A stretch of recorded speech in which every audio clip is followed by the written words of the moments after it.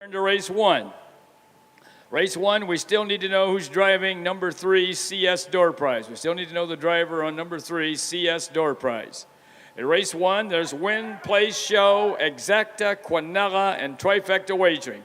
Win, place, show, exacta, quinella, and trifecta wagering, daily double wagering on races 1 and 2. Race two. Race 2 will be the second half of that daily double along with race 1, and there will be win, place, show, exacta, quinella, and trifecta wagering. Race 2, number 2, Dragon, change the driver to Clifton Bell.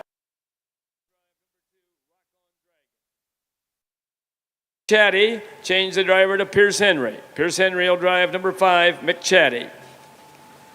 Turn to race 3.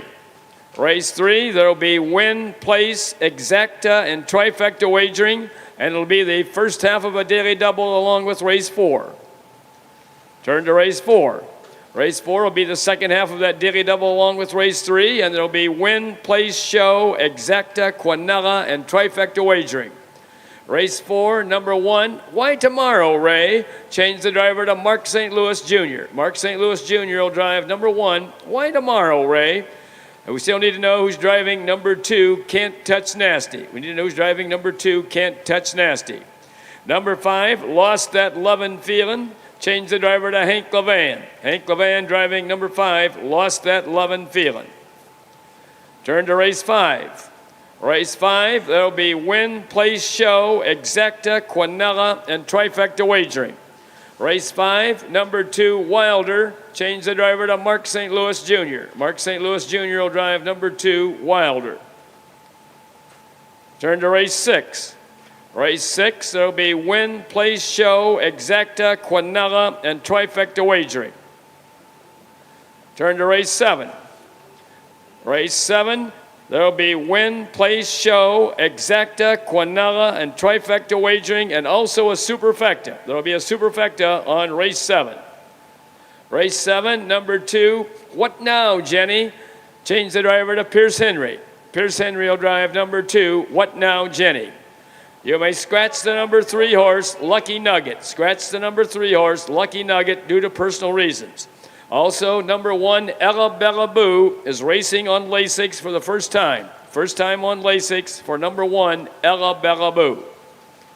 Turn to race 8. Race 8, I'll hold off on some of the wagering there, but it will be the first half of a daily double along with race 9. I do know that. There will be a daily double on races 8 and 9.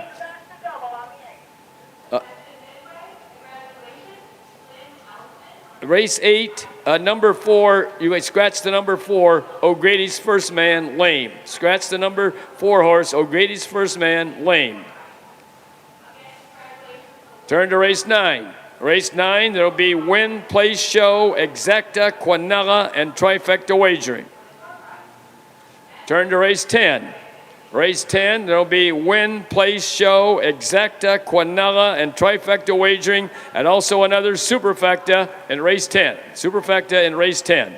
We'll get back to the wagering on race 8 later, because with that late scratch, they're probably going to change what they had given me originally.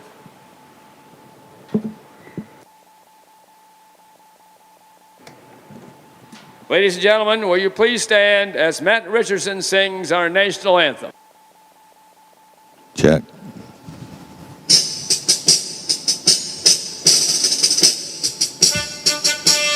Oh, say, can you see by the dawn's early light what so proudly we hailed at the twilight's last gleaming, whose broad stripes and bright stars through the perilous fight o'er the ramparts we watched were so gallantly streaming, and the rocket's red glare, the bombs bursting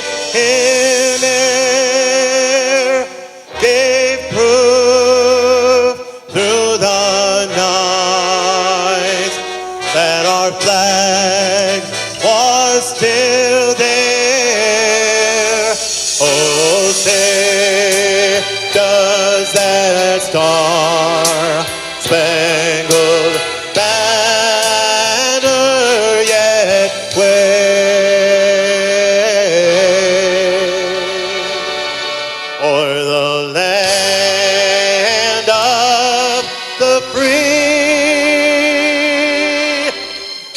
the horn of the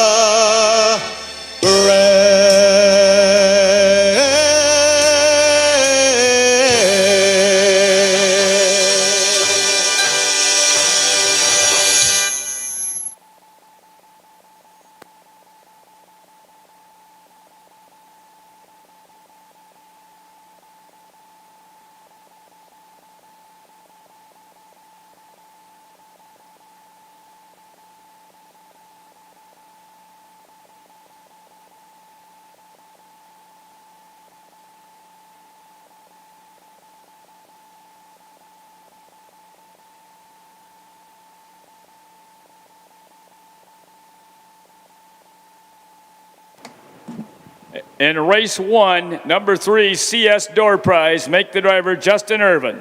Justin Irvin will drive number 3, CS Door Prize.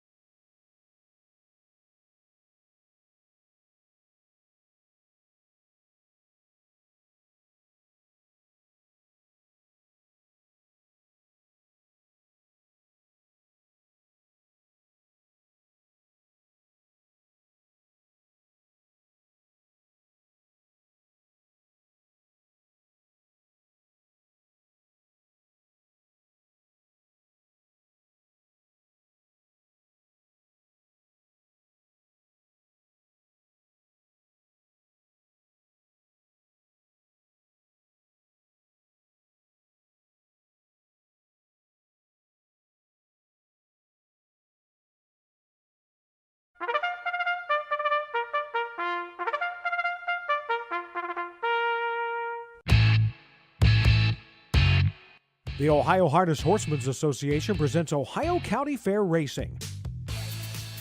Ohio County Fair Racing is presented by the Ohio State University Veterinary Medical Center, Big D Tack and Vet Supply, Cool Winds Farms, thestable.ca, and Midland Acres. Now let's go trackside for all the action.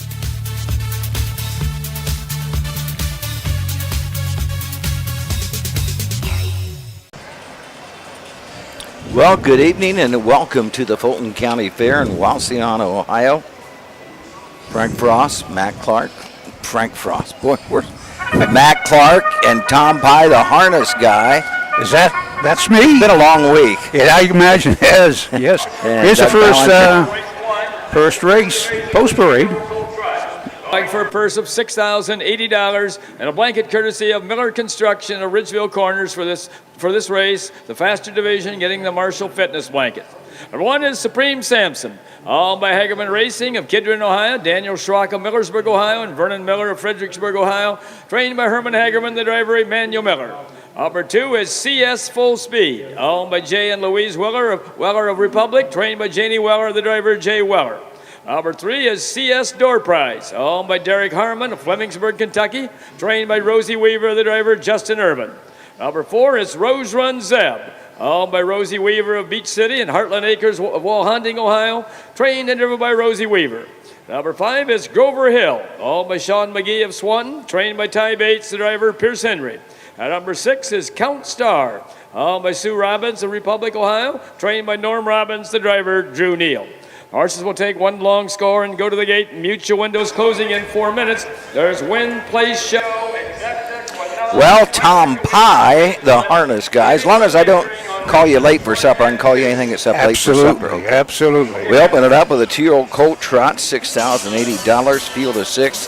The one Supreme Samson, Emmanuel Miller, drives the 2-year-old brown-coated son of Nothing But Class. Winner 6 times this year.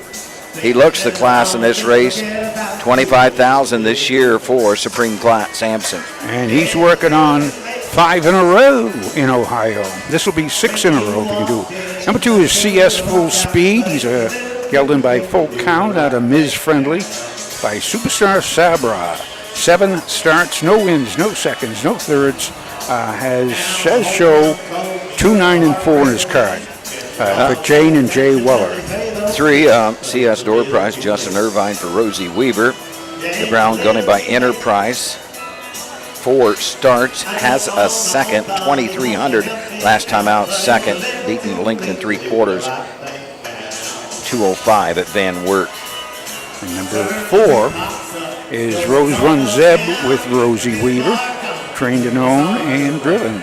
11 starts, 1 win, 3 seconds, 2 thirds. Mark Paulden of 2:16 and 1, but has trotted in 2:5 and 3 at Wellington. So Wellington. This is Susan's hang up there too, but 2:5 and 3. That's quarter. So has been coming around. Looks like $9,023 on his card this year. Grover Hill, the 5. Here's Henry. Tyler Bates trains a 2-year-old bay gelding by Want the Hill. This a $10,000 Buckeye Classic purchase last year. Winner 6 time, 10 starts with a third, 23,714. 3 back at Croton, 203 and 2. Except for his baubles, the last 2, the second and third race back, he had 4 wins in his card. And he's 6 for 10 with $23,714. Grover Hill can be there. They're starting to mill around the gate. Number 6, Count Star. Norman Robbins trains. And for Susan Irene Robbins of Republic, 7 starts, no wins, no seconds. 2 thirds, did trot in 7 and 3 at Van Wert. Drew Neal seems to get along with them all right. And number 6 starts from the second tier. They are in behind the gate for the first from Wauseon, the Fulton County Fair. 77 degrees. And here's Bill Peters.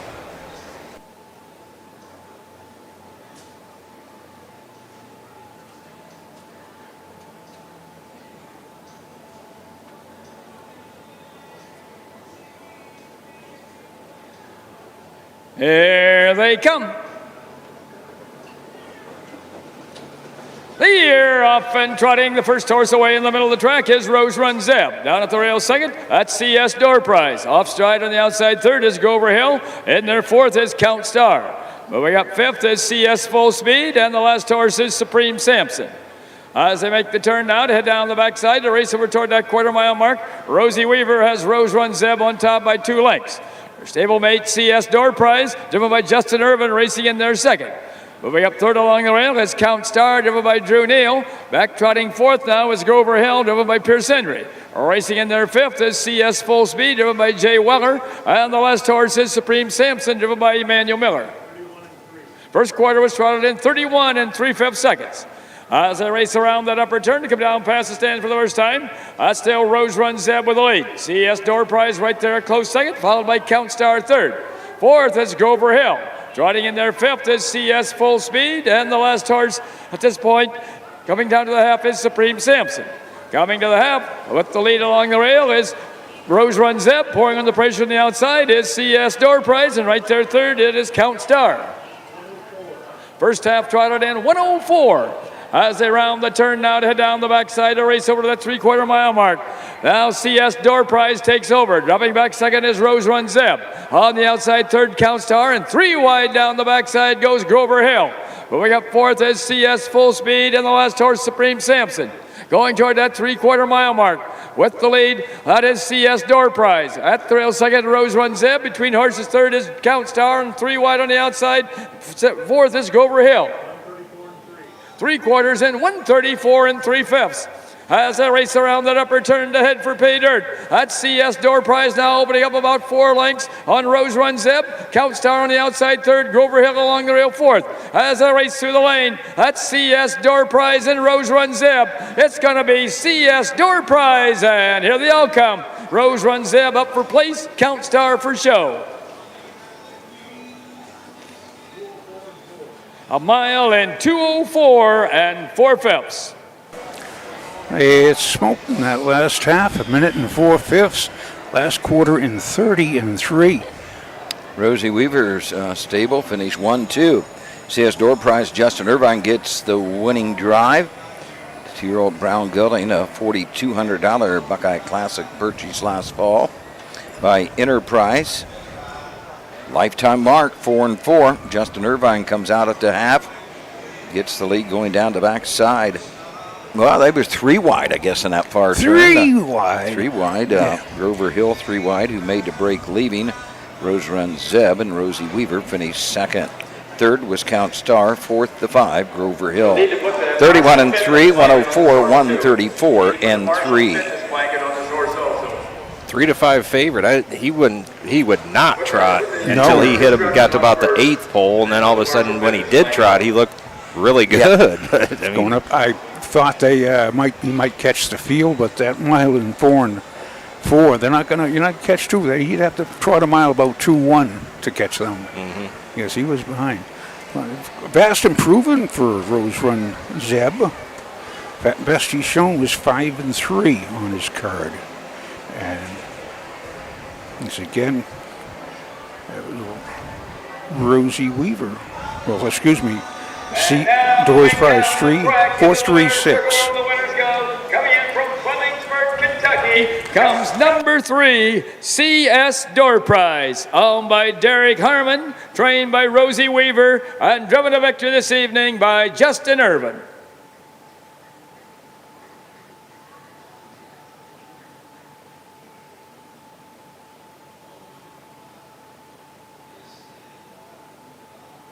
Going off at odds of 40 to 1.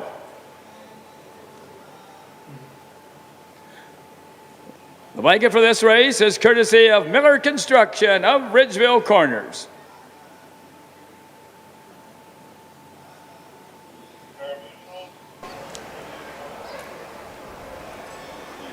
That 40 now to we'll have a picture taken with the Marshall Fitness blanket. The winner of the faster division will get the Marshall Fitness blanket.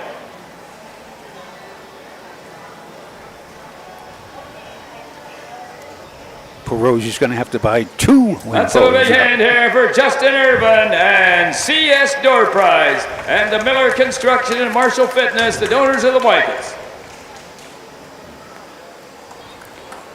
Sweet, look at them prices on the board. $87.60 to win. Exacta 3 all, only $27 and try 3 all, $48. But that $2 to win on the 3 would take care of everything. Probably 1 ticket out, maybe 2. Some dear little old lady there, she's counting her money now, right now. There are the official placings for race 1 from the top. Number 1, Supreme Samson was 6th. Number 2, CS Full Speed was 5th. Number 3, CS Door Prize was the winner. Number 4, Rose Run Zeb was 2nd. Number 5, Grover Hill was 4th. And number 6, Count Star was 3rd. Time of the first quarter was 31 3/5. The half was in 1 minute and 4/5. The 3 quarters in 1:34 3/5, with a mile in 2:04 4/5. From the top, it should read 6:51 2:43, a mile in 2:04 4/5.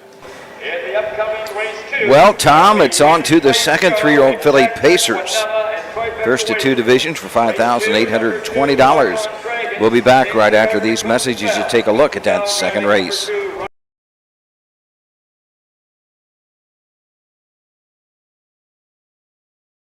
With the signing of the Treaty of the Miami in 1818, this northwest portion of Ohio opened up to settlers.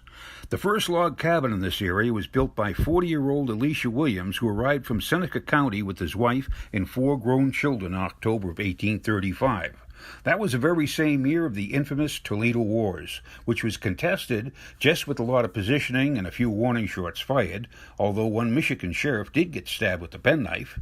It wrested the control of the Toledo Strip and moved the boundary of Michigan and Ohio 7 miles further north to its present latitude. In 1839, the last of the Ottawa tribe and the chief Wauseon were removed to west of the Mississippi. By 1850, the canal craze had brought Europeans by the thousands into the area. That year, Fulton County was formed from parts of Henry, Lucas, and Williams counties and named for Robert Fulton, the inventor of his North River steamboat, later renamed the Clermont, which in 1807 had traveled a 300-mile round trip between Albany and New York City in just 62 hours and opened up the rivers and Ohio to the world. The original county seat would be named Center, as a stake was placed exactly in the middle of the county. They would rename it Atoki, which was the last of the great Ottawa chiefs to plead their case to stay in Ohio, and who was a half-brother to Chief Wauseon. The railroad arrived in Wauseon in 1853, and it became the commercial center of Fulton County. A mere 5 years later, in 1858, the very first Fulton County Fair was held in Atoki on a farm. But then the fair was moved to a present site less than a mile south in Wauseon.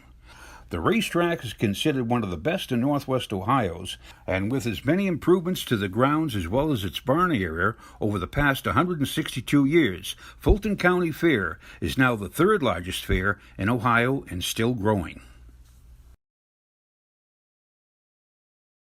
The roots of harness racing are born at the county fairs. For over 150 years, people have gathered to watch horses battle it out for fame and glory.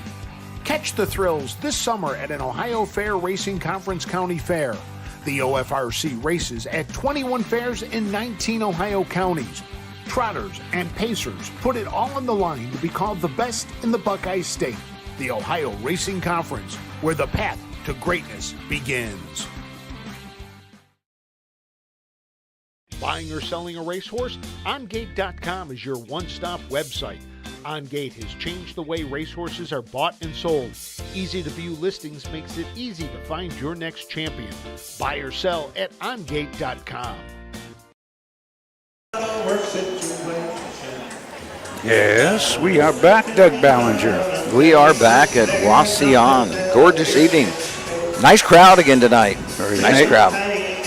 They love their racing here. Now, Matt, you had mentioned to me yesterday, I was absent here Saturday, we were together at Ridgewood yesterday, how big a crowd. What's this like compared to Saturday? Fractional. Really? It ended up being a record crowd here on Friday, and then Saturday was not a record, but it was real close to being a record for attendance. So for a fair that's been going on this long, that's something. Very, very nice crowd though tonight. Yeah, it sure is. Yeah, I mean, the grandstand is about the same, but I mean, out on the Midway just as a whole, I'd say it's not nearly as busy, but it really, really is a nice crowd here. I'd say a few hundred probably in the grandstand at least, wouldn't you? Oh, yeah. Now, you're fairly close to home? Yep. Half hour, 40 minutes? 40 minutes, yep. 40 minutes. Yep, not bad at all. How about you, Salina? It's an hour and a half, hour and 35. Yeah, it does. It makes a big difference because you're, of course, we're going to get done about 9 today if we're lucky. And then we got that, Doug and I got that. You go down to Salina, and I have to go back to Bucyrus. Beautiful Bucyrus. But this is 10 races tonight, Doug. We got one under our belt, but we have 2 divisions for 2-year-old colt trotters, 2 divisions of 3-year-old filly paces, 2 divisions of 3-year-old colt paces, and 2 divisions of the 2-year-old filly trotters, which you just saw. So we have 1 left. And we also have the Signature Series trot for 4-year-old and up, and also the big race, the non-winners of 1,000 of a ham and cheese sandwich in 2023. There's 3 in it to win it. So we'll try that trifecta box in there. Yeah. Try the trifecta box. Beat my luck, I'd still lose. I remember there was an old show, Mayberry, took place in Mayberry, but they were saying the fellow was always had bad luck and never could win anything, so they had to draw that all the numbers in the hat were his number. So they said, well, pull out the winner of the hat, and he goes, and the winner is, he says 7 3/4. He grabbed the hat size instead of anything else. So he didn't win. But, Checking the Facebook comments, John Weiss is watching. Kip Hartman from Van Wert, Delaware, Ohio. Jeff Short is watching. Justin Klinger from down by Eaton, Ohio is watching. Charles Jones checks in. Janet Greason, Roger Bibler. Tyler Smith is watching tonight. Tyler had a big night last night at Scioto. He had 5 wins. 5 wins. I thought he had 6. Very close on the wire. I think Cameron McCallum might have got him. That might have been in the final race of the night. But Tyler had 5 wins last night. That's a good night. Got to give a shout out to John Weiss's sister down in Florida. How's that, John? So, yeah. Kim, how you doing? I met them over in Eaton at Preble County Fair. They were helped me hold the tent down there. We had wind and rain. That was at Dayton. But is this the first? Here's a post parade for the second. Are they coming out? There's a few over there. I think they're going to take a couple turns yet. Taking a look at these 3-year-old fillies, Tom, starting with the one dancing by the seaside. Ryan Miller, Miller Racing Stable, Chris Gilbert owned. Drew Neal drives 7 times the winner this year. 40,000. 52-2 at Sauda for the one dancing by the seaside. Number 2 is Rockin' Dragon with Clifton Bell, Herman Hageman trainee. Fear the Dragon out of Rockonomics by Rock and Roll Hanover. 18 starts, 2 wins, 5 seconds, 2/3, mark of 57-1 at Northfield, and $15,687. Nice little filly. Fear the Dragon shows 2 minutes at Canfield, 2 minutes and a 1/5. This is Nick Clegg has been driving. So number 2, Rockin' Dragon, Rock on Dragon. The 3, Blueberry Brandy, Greg Bateson drives and trains. 20 starts, has 2 seconds, a third, $6,400. Here's a post parade now with Bill Peters. This is the first division of the 3-year-old filly pace. Going for a first appliance $5,820 and a blanket courtesy of the Country Dog Salon of Archbold. And the faster division will get the blanket courtesy of Action Verb Media. One is Denson by the Seaside, owned by Miller Racing Stable Incorporated, and Chris Gilbert of Greenville, Ohio, trained by Ryan Miller, the driver, Drew Neal. Number 2 is Rock On Dragon, owned by Martin Yoder of Mount Eaton, Ohio, trained by Herman Hagerman, the driver, Clifton Bell. Number 3 is Bluesberry Brandy, owned, trained, and driven by Greg Bateson of Toledo. Number 4 is Hill of a Night, owned by Hagerman Racing of Kidron, Ohio, Charles Reeve of Broadview Heights, Ohio, trained by Herman Hagerman, the driver, Emmanuel Miller. Number 5 is McChatty, owned by Tom Adams of Findlay and Rachel Osborne of Sheboygan, Michigan, trained by Tom Adams, the driver, Pierce Henry. Number 6 is Diamond's Delight, owned, trained, and driven by Bob Johnson of Imlay City, Michigan. Number 7 is Missy Rocks, owned by Jerry Meigel of Westland, Michigan, trained by Steve Novak, the driver, Mark St. Louis Jr. Horses will take one score and go to the gate. Mute your windows closing in 4 minutes. There's Win, Place, Show, Exacta, Quinella, and Trifecta wagering in race 2. I'll now give you your possible daily double payoffs. If you had number 3 in the first, Yes, and in the second, it'll pay $65. Hill of the Night at the 18th starts, 1 win, 3 seconds, 3 thirds, $9,853 in her card this year.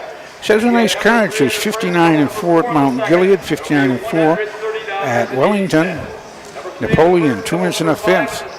Hill of the Night should be looking for win number 2 this year, and is a possibility. She was an Ohio Select yearling, 17,000. 5, McChatty Pierce Henry for Tom Adams. This is the 3-year-old Brown filly by McCardle. Was a $12,000 Ohio Select purchase. 8 starts, no wins yet, either last year or this year, as a second, 2 thirds, 13,000 lifetime. Last time out at Van Wert, finished third, beaten 28 lengths, 205-1 for McChatty. Number 6 is Diamond's Delight. Robert W. Johnson of Imlay City of Michigan trains and owns and drives. 7 starts, 2 wins, 1 second, 1 third. Mark of Matt, you have to help me out with these Michigan tracks. Which one? Is it Bad? Oh, Bad Axe? Bad Axe. Yep, up in the thumb. I've been there. It's up in the hills of Michigan, right near Lake Huron, I guess. But Diamond's Delight does show 2 wins in a card, and she does show a time of 2-3-1 at Napoleon last week. She finished 7th. It was a mile went in 2 minutes. But number 6, Diamond's Delight. 7, Missy Rocks, Mark St. Louis will drive the 3-year-old babe filly by Pet Rock, $8,000 purchase 2 years ago. Winner twice this year, 2 seconds, 4 thirds, 25 lifetime, 57-2 at Northfield Park earlier this year. Field of 7, first division 3-year-old filly pacers for $5,820. If you want to follow along at home, you can go to harnessracingohio.com. That is harnessracingohio.com to download a program. Starters called him. Let's go to Bill Peters for the call of the second.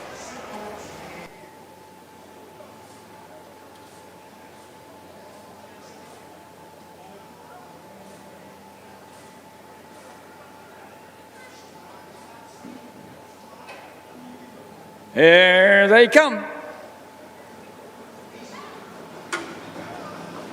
The year off and facing the first horse away is Rock On Dragon. Racing in their second, that's Dancing by the Seaside. Bluesberry Brandy drops in their third. Fourth along the rail, that's Missy Rocks. Up on the outside, fifth, that is Hill of a Night. At the rail, 6 is McChatty, and the last horse is Diamond's Delight. Going toward that quarter-mile mark. Now Dancing by the Seaside, driven by Drew Neal, shows on top. Pacing in their second is Rock On Dragon, driven by Clifton Bell. Third is Bluesberry Brandy, driven by Greg Bateson. Racing fourth is Missy Rocks, driven by Mark St. Louis Jr. Fifth, it is Hill of a Night, driven by Emmanuel Miller. Sixth is McChatty, driven by Pierce Henry. The last horse, Diamond's Delight, driven by Bob Johnson. First quarter was paced in 28 1/5 seconds.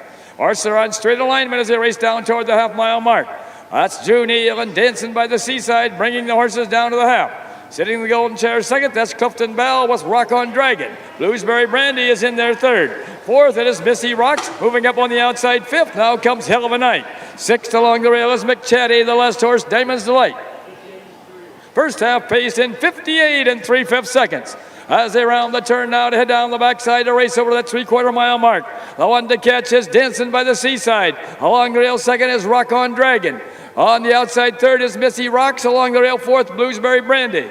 Moving up on the outside fifth, that's Hell of a Night. At the rail sixth, that is McChatty and the last horse, Diamond's Delight. 7 fillies pretty well bunched as they race past that 3/4 mile mark with Dancing by the Seaside on top now by about 3 lengths.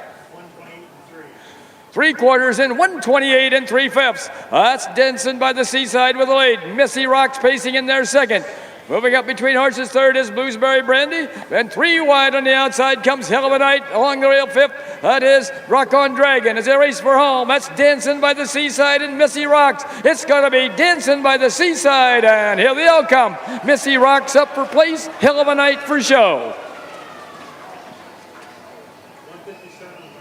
A mile in 157 3/5. 1-7-4. How's that look for a track record? I'm looking. 3-0 up little.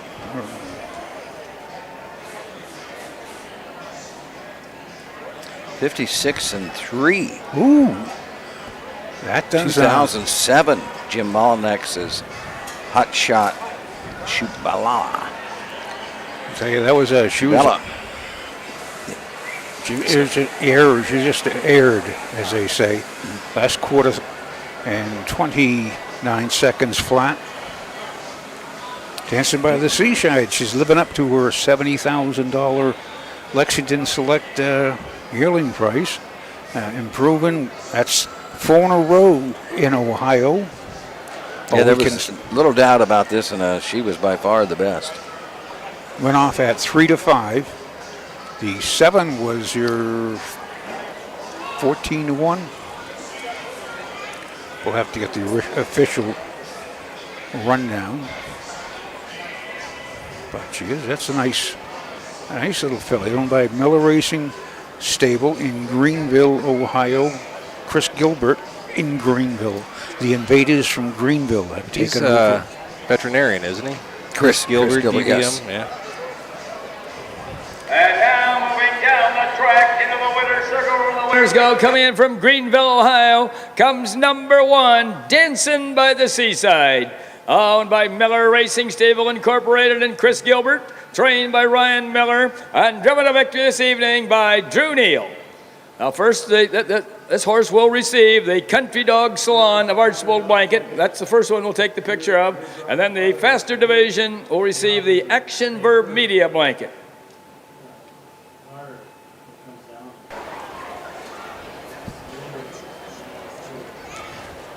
Dancing by the Seaside, got to be a quick change artist out there. Put one blanket on. That's really here for Ryan Miller, Tim O'Leary, Drew Neal, and Dancing by the Seaside, and the Country Dog Salon and Action Verb Media, the donors of the blankets.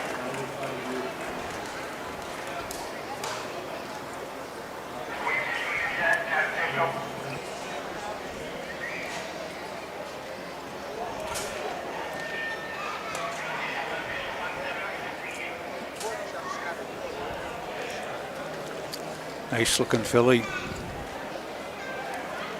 Good size, good weight on her. Yep, she's a good looker. Tell you, you have to have weight on them because come September, late in the year, after that filly's 17th start this year, and she's holding the weight. That's good. Dancing by the Seaside. 28-1, 58-3, 28-3, 57-3. Just pretty easy for Dancing by the Seaside. As we await the official rundown from announcer Bill Peters. Well, she had that mile at Indianapolis. There, the official placing for race 2 from the top. Number 1, Dancing by the Seaside was the winner. Number 2, Rock on Dragon was 4th. Number 3, Bluesberry Brandy was 5th. Number 4, Hill of a Night was 3rd. Number 5, McChetty was 6th. Number 6, Diamond's Delight was 7th. And number 7, Missy Rocks was 2nd. Time of the first quarter was 28 1/5. The half was in 58 3/5. The 3 quarters in 128 3/5, with a mile in 157 3/5. From the top, it should read 145 367. 2 on the bottom. A mile in 157 3/5. We have a few lines to be announced on horses. Up next, Tom, the 2-year-old filly trotters, first division for 5,720, a field of 4. We'll be back to take a look at all 4 of these filly trotters right after this. Your animals provide unconditional love. When they hurt, you want the best care available to help them enjoy life again. The Ohio State Veterinary Medical Center is here for you and for them. From heart disease to cancer, diabetes to broken bones, and 24-hour emergency services, Ohio State's team of experts make a difference in the lives of animals and the family members who love them. The Ohio State Veterinary Medical Center.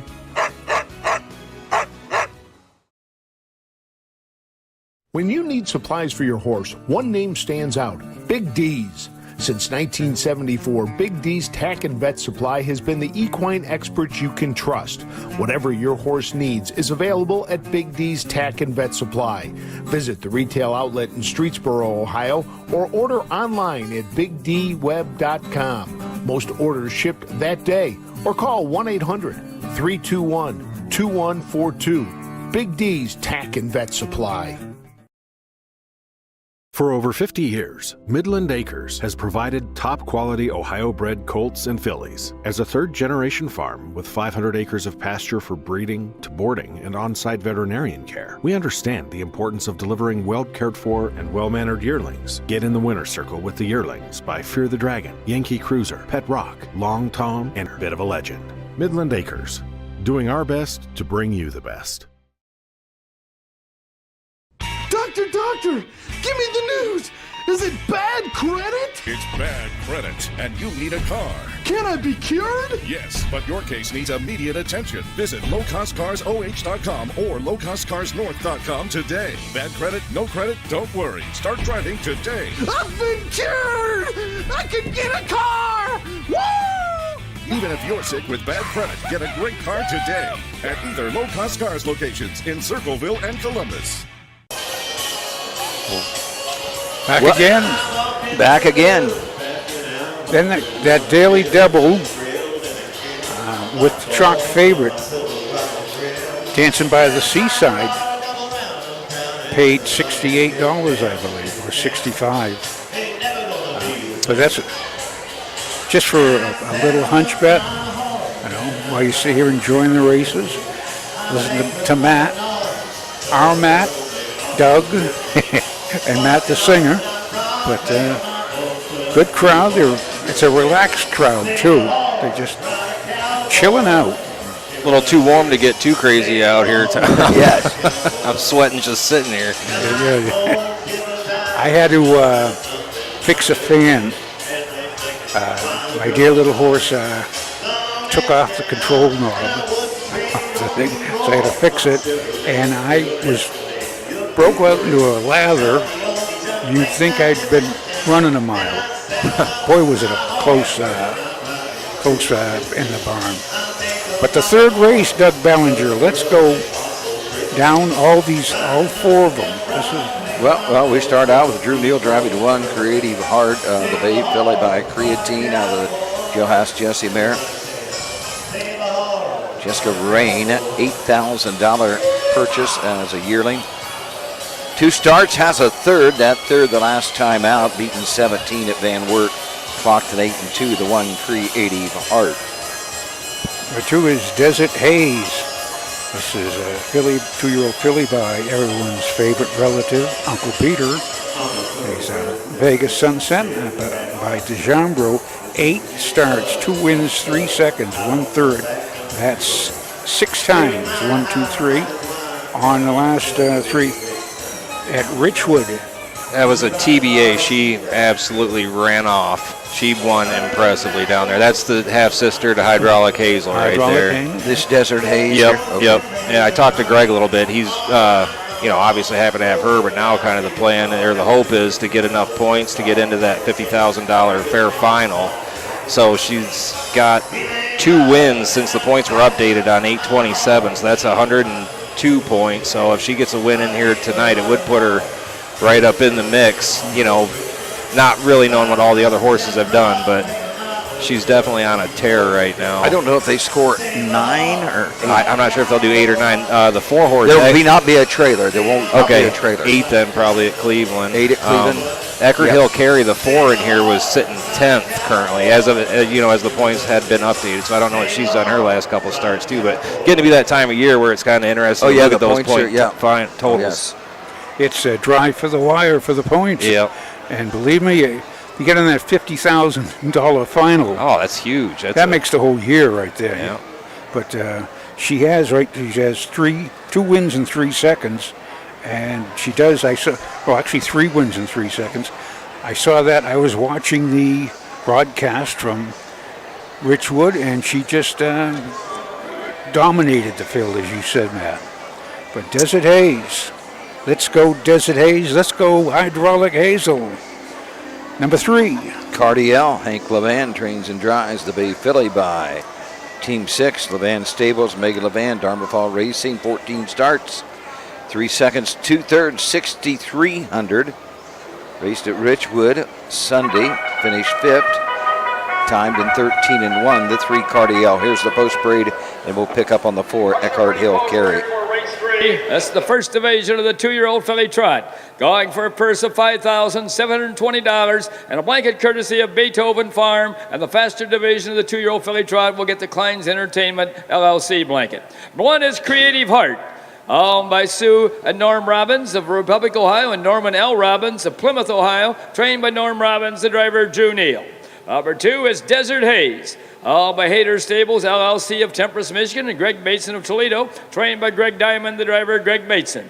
Number 3 is Cardiel, owned by Levan Stables Incorporated of Woodstock, and Megan Levan, also of Woodstock, and Darmafall Racing Enterprises of Sylvania, trained and driven by Hank Levan. Number 4 is Eckerd Hill Carey, by Rosie Weaver of Beach City, Heartland Acres of Wauseon, and Cabby D LLC of Hudson, trained and driven by Rosie Weaver. Horses will take 1 long score and go to the gate.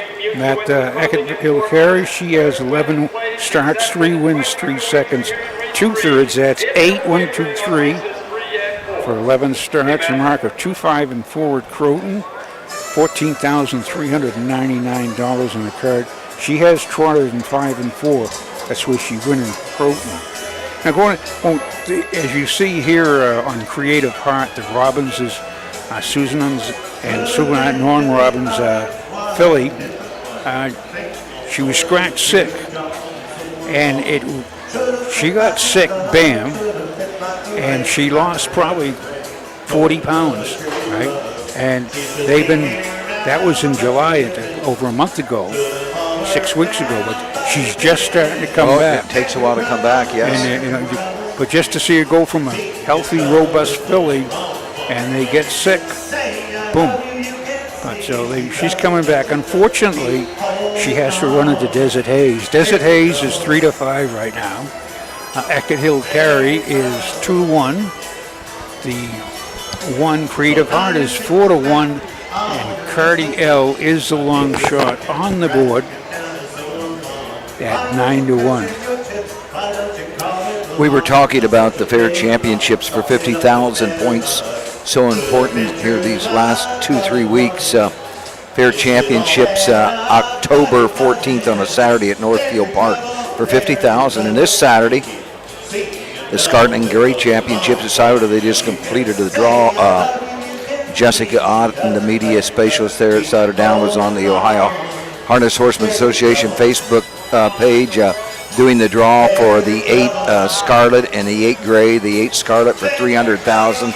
The 8 Gray for 100, the $250,000 Jim Hewitt Memorial Pace, the $250,000 Charlie Hill Trot. So it's going to be a big night. 3.7 million at Scioto Saturday night. Early post time at 5. If you can't get there, the best next thing is right here on the Ohio Harness Horsemen's Association broadcast. Early post at 5. I'm guessing they'll come on live probably at 4:45. I don't know, somewhere in there. Live from Scioto. What a night that's going to be. I might have to make a journey down there. That's going to be a good night. And Scioto is really, they fix it up. Oh, it's a gorgeous facility, yes. As of all the tracks, Ohio is so blessed with Scioto Downs, the new face, the new grandstand. Hollywood Game and Dayton Race, we open up the 26th here, going Tuesday through Saturday, post time at 4 till the end of the year. And then they go to Miami Valley. That's only about 8 years old. They go January to May there in Northfield Park, MGM, the big casino there. They're year-round, 4 nights a week. So Ohio was so blessed. Here's the start call for the third from Wauseon, Bill Peters. Here they come.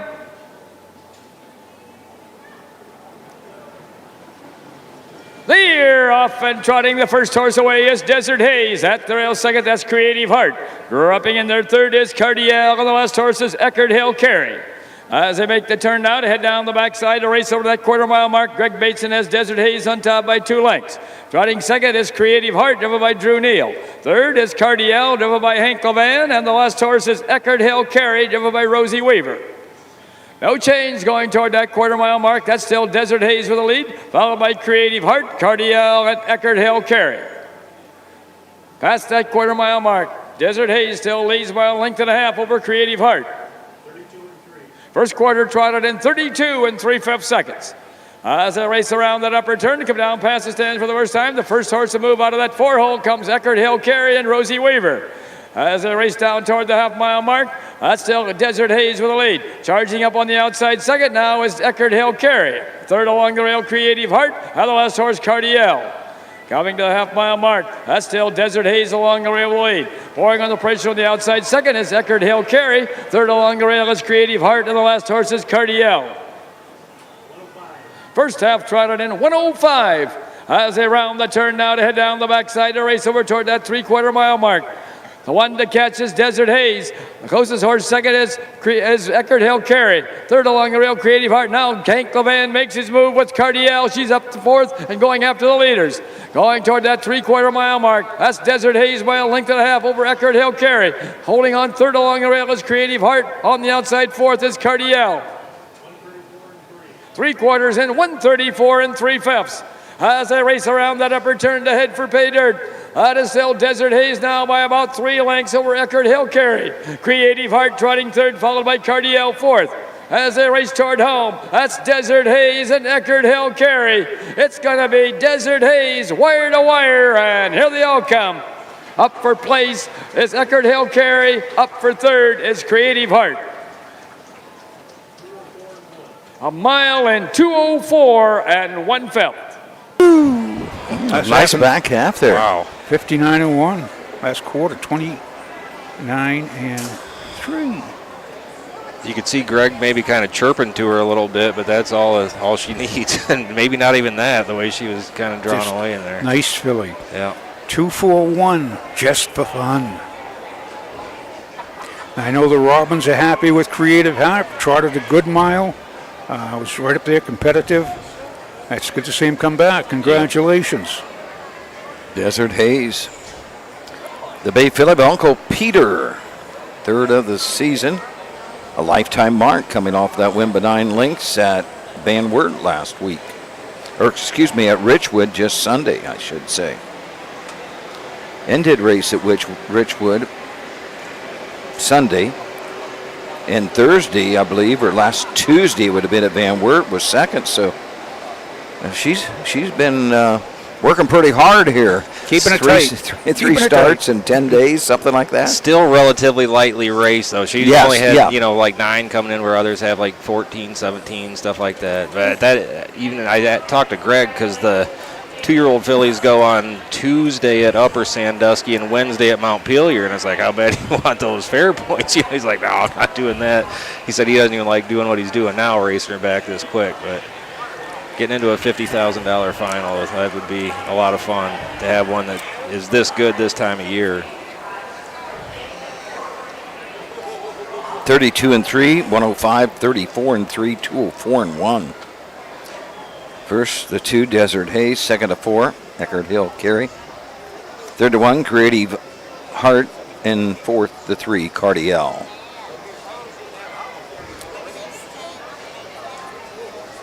Now there she is.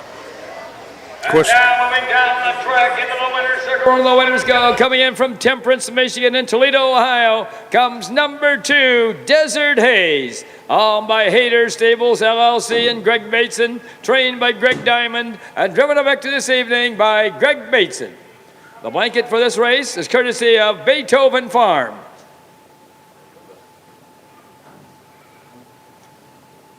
Now we also have a picture taken with the Klein's Entertainment blanket. We're going to bring the horse back into the winner's circle. We have a picture to take with the Klein's Entertainment blanket. The winner of the faster division will get the Klein's Entertainment blanket.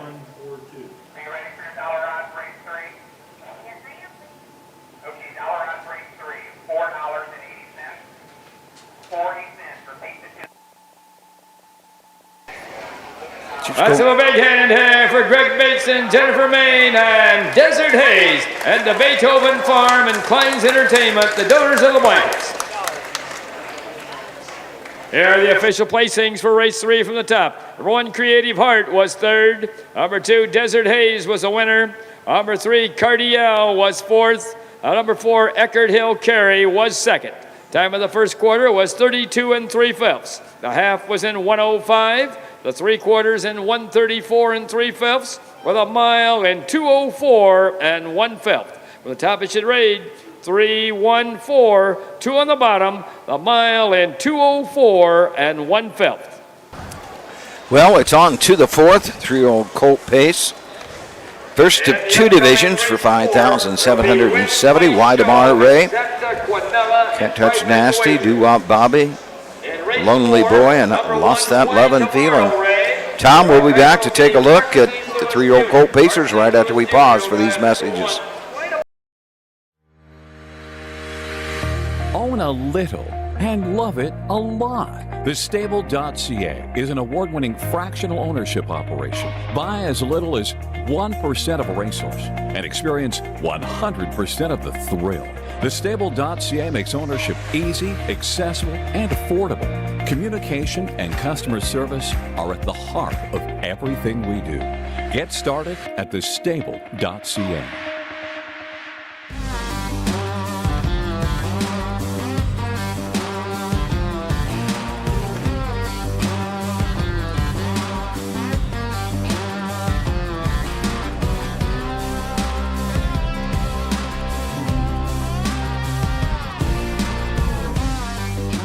Do you want your horse to shine in the winner's circle?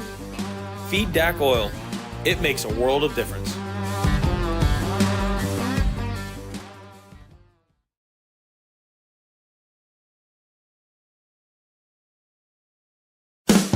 With more than 300,000 horses in Ohio, the economic impact of the equine industry in the state is over $2.8 billion.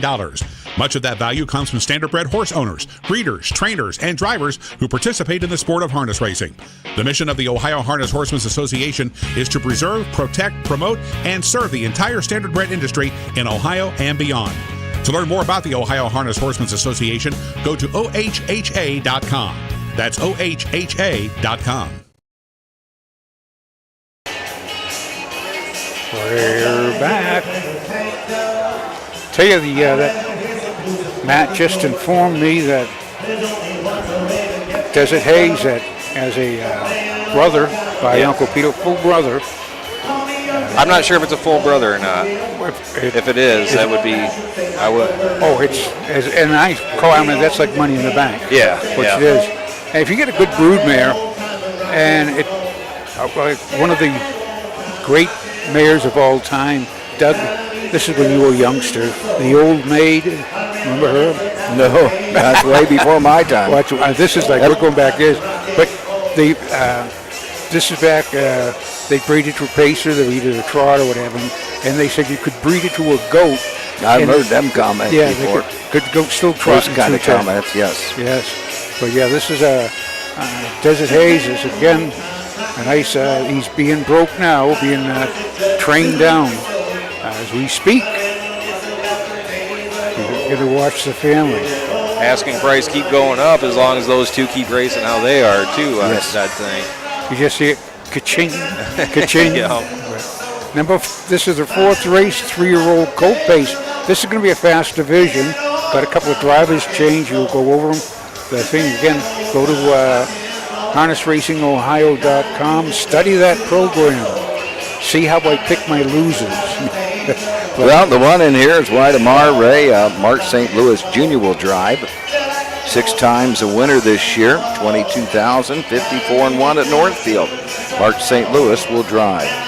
Number 2 is Can't Touch Nasty with Emmanuel Miller, Jennifer Carpenter trainee, and she owns it. Got no wins in 13 starts lifetime. Shows 2-2-1. Attica and 2-2-4 at Bowling Green. So she's going 2-2. You can go 2-2 pretty handy. It's down by the seaside. Can't touch her out of Rockin' Image. And number 3. Doo-Wop Bobby, Drew Neal for Tribe H. Bob Guystones, 3-year-old Bay Colt by Racine Hill. 2 wins, 3 seconds, 11 thirds. A lot of thirds. 45,000 this year. 54-1 at Northfield. Now 11 thirds, that's 24 starts, is 16 on the board for Doo-Wop Bobby. Number 4 is Lonely Boy. He's a well-said 3-year-old out of Cashmere Dreams by Real Desire. 7 starts this year, 2 thirds, 8 starts lifetime. Has not graced the winner's circle, but does show 2-1 at Napoleon. 2-1-4, good mile there. Lonely Boy. 5 lost that 11 feeling. Hank Levan drives and trains. 3-year-old Bago to the son of Western Terra. 6 wins in 25 starts, 5 seconds, 3 thirds, 35,000. 55-3 at Northfield. Race Sunday at Ridgewood. Finished 3rd, beaten 15. Clocked in 59-3. And mile Ridgewood Flying Fitz win that. That was another good mile. They went 56-2. Had a lot of great miles this season. You know, looking at Doo-Wop Bobby with the 11 thirds. I always say, well, I had one horse of mine. I've mentioned it before, but I'll mention him again. Ironically, he's a track record holder at Plainridge for the most thirds in a season. And he had 12 thirds. At one point, he was 20 starts, 3 wins, and 12 thirds. Well, he ended up with 12 thirds in 1 second. But it just, I say it's a third is just as good as a win. It just takes you 3 times as long to get there. But it is kind of disappointing when you keep on getting second and third. But a win is good. But Doo-Wop Bobby looks like he can do one here. Wydemar Ray is currently 8-5. Doo-Wop Bobby is 4-5. Lost that 11 feeling, 9-2. So the crowd's going with the Wydemar Ray and Doo-Wop Bobby. Ice cold exacta here. An ice cold exacta. Matt, did you get your donuts? I did. I ate 1 and I've got 6 on reserve. So on reserve. I'm set for a little while. Roast beef sandwich and 3 tacos and a donut was what I could do between 3 and 5 p.m. 3-year-old colt pace. Going for a purse of $5,770 and a blanket courtesy of Rothmount Starting Gate Services, and the faster division will receive a blanket courtesy of Fulton County Saddle Club. Number 1 is Wydemar Ray, owned by Ted Boschma, South Lyon, Michigan, trained by Ken Hass, the driver, Mark St. Louis Jr. Number 2 is Can't Touch Nasty, owned and trained by Jennifer Carpenter of Perrysburg, the driver is Emmanuel Miller. Number 3 is Doo-Wop Bobby, owned by Bob Geist of Salina, trained by Ty Bates, the driver, Drew Neal. Number 4 is Lonely Boy, owned by Jeff Badd and Bill Webb of Defiance, trained by Bill Webb, the driver Clifton Bell. Number 5 is Lost That Lovin' Feelin', owned by Bob Weiner of London, Ohio, and Richard Fries of Northfield, Ohio, trained and driven by Hank Levan.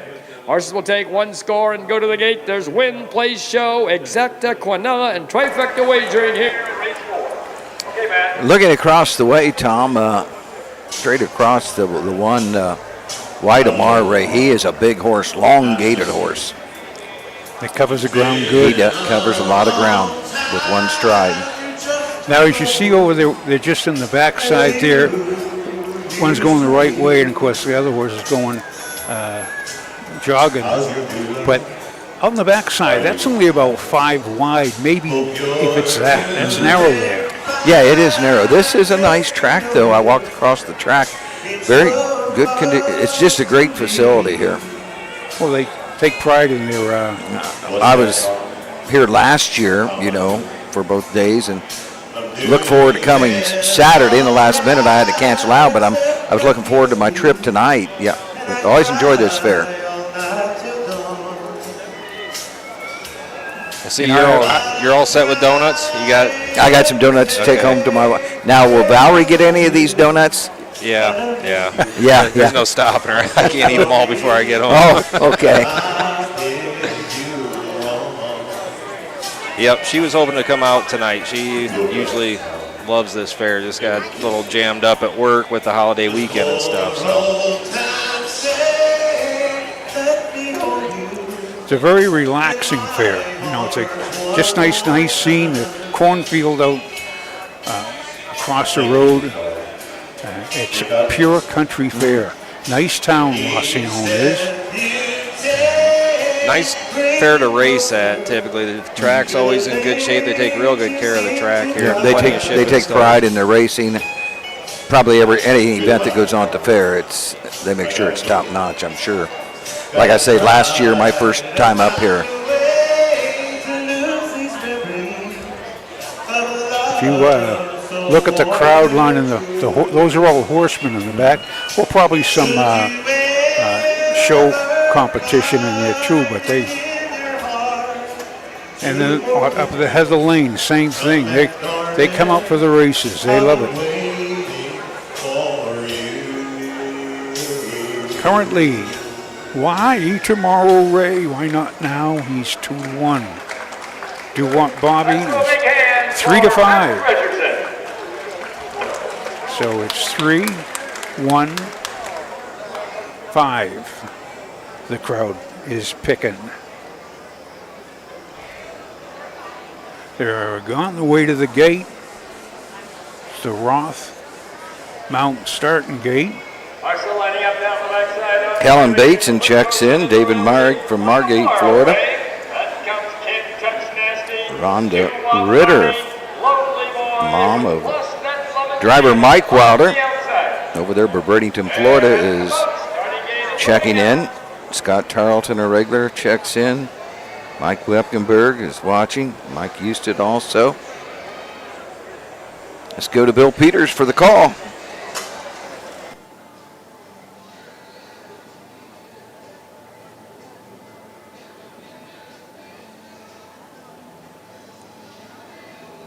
There they come.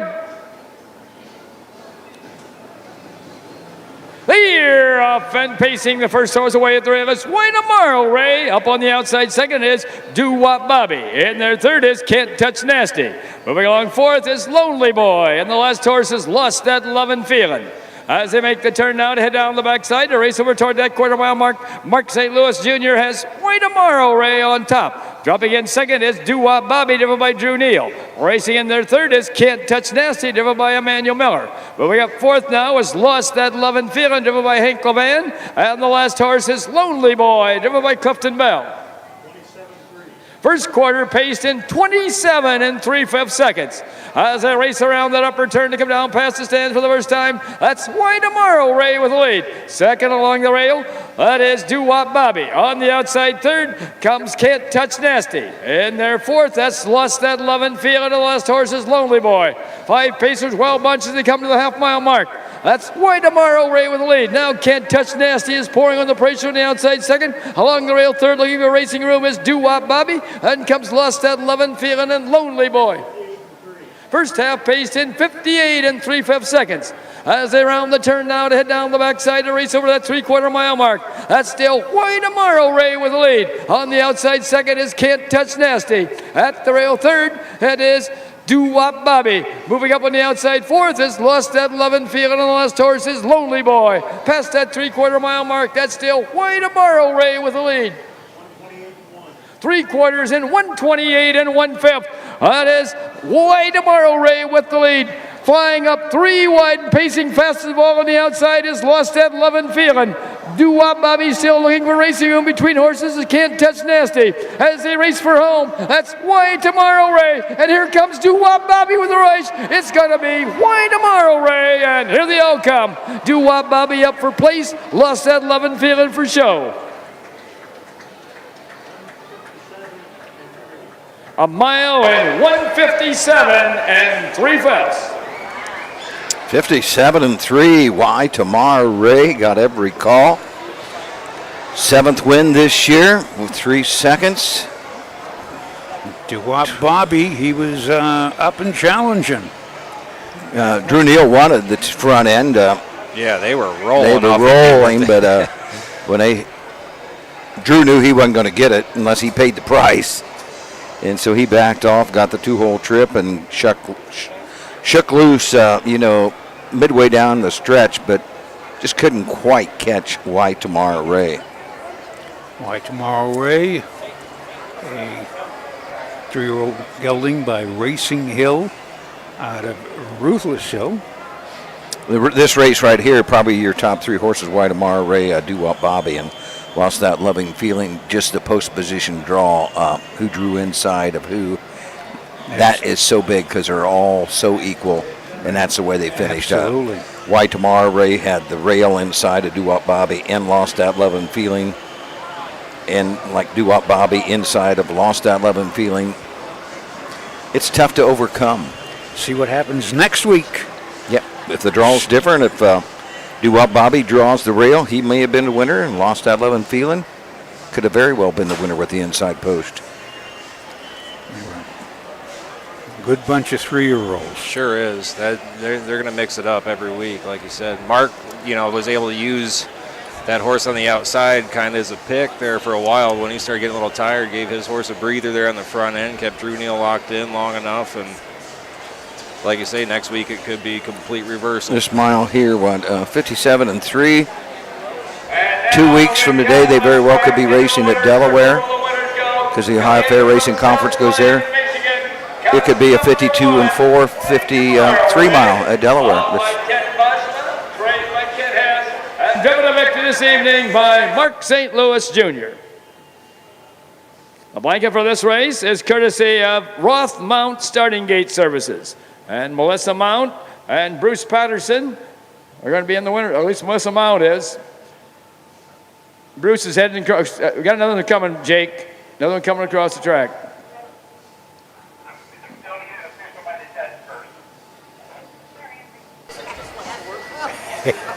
Don't forget Terry Adams out on the move with the quicker rush. Now we'll take a picture with the Fulton County Saddle Club blanket. The faster division will get the Fulton County Saddle Club blanket.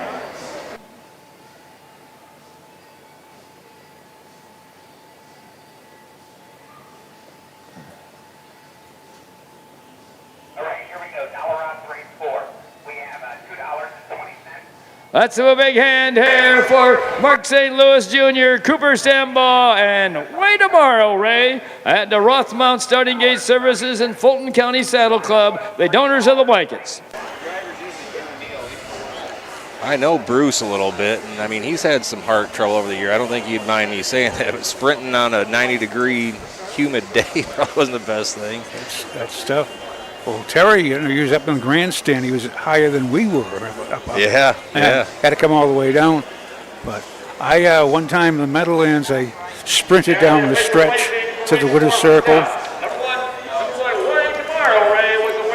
Number 2, Can't Touch Nasty was 4th.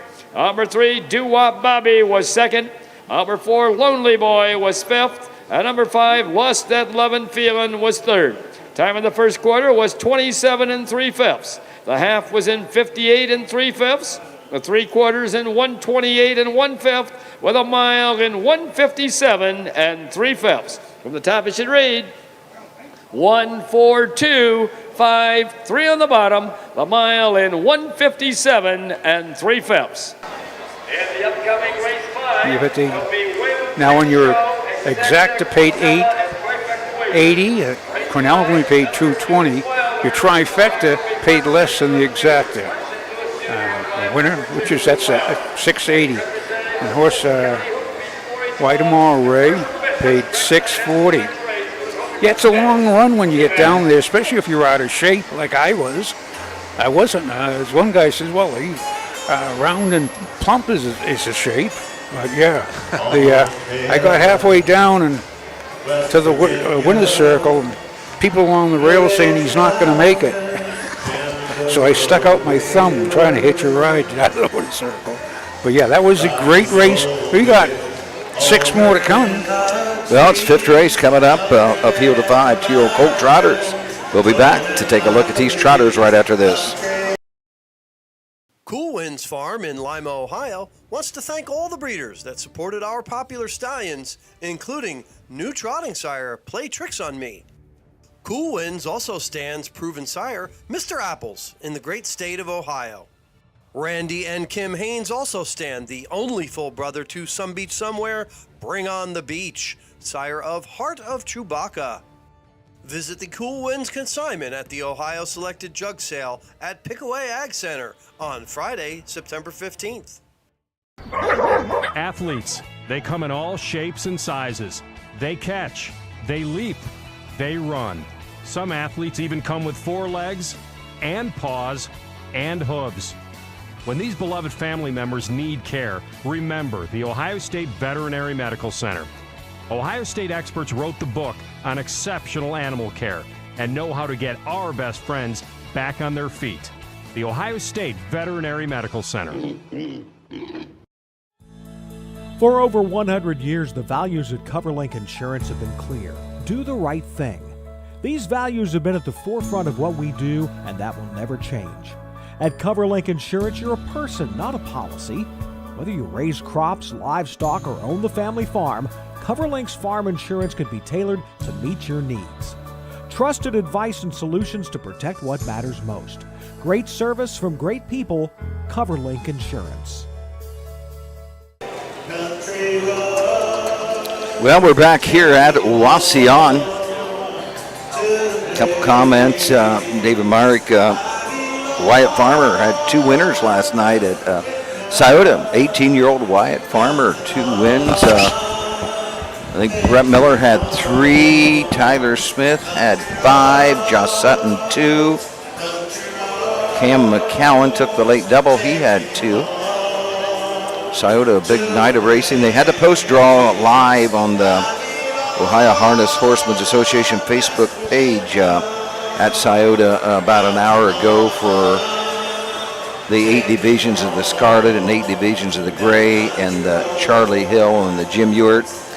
I did send a text out and Charlie May to see what he drew. He drew post 10. Did he really? So, that might not be bad for old Charlie. It's better than the 8 or 9. Yeah, better than the 8 or 9.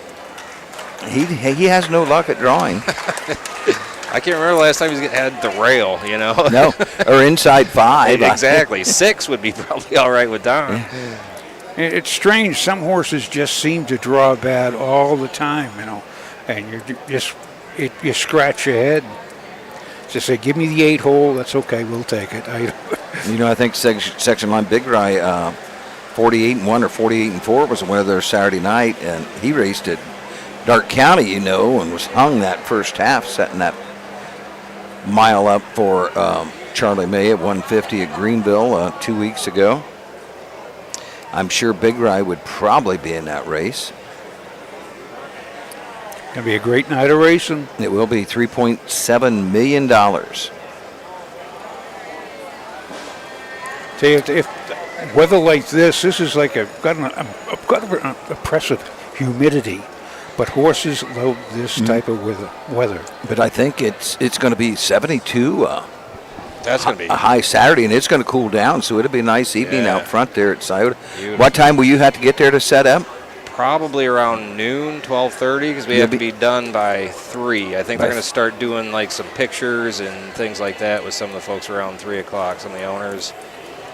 Some event is happening. Oh, I thought maybe they wanted pictures of you. Well, yeah, I told them I'll give them between 3 and 5, but after that I have to go back to work. So.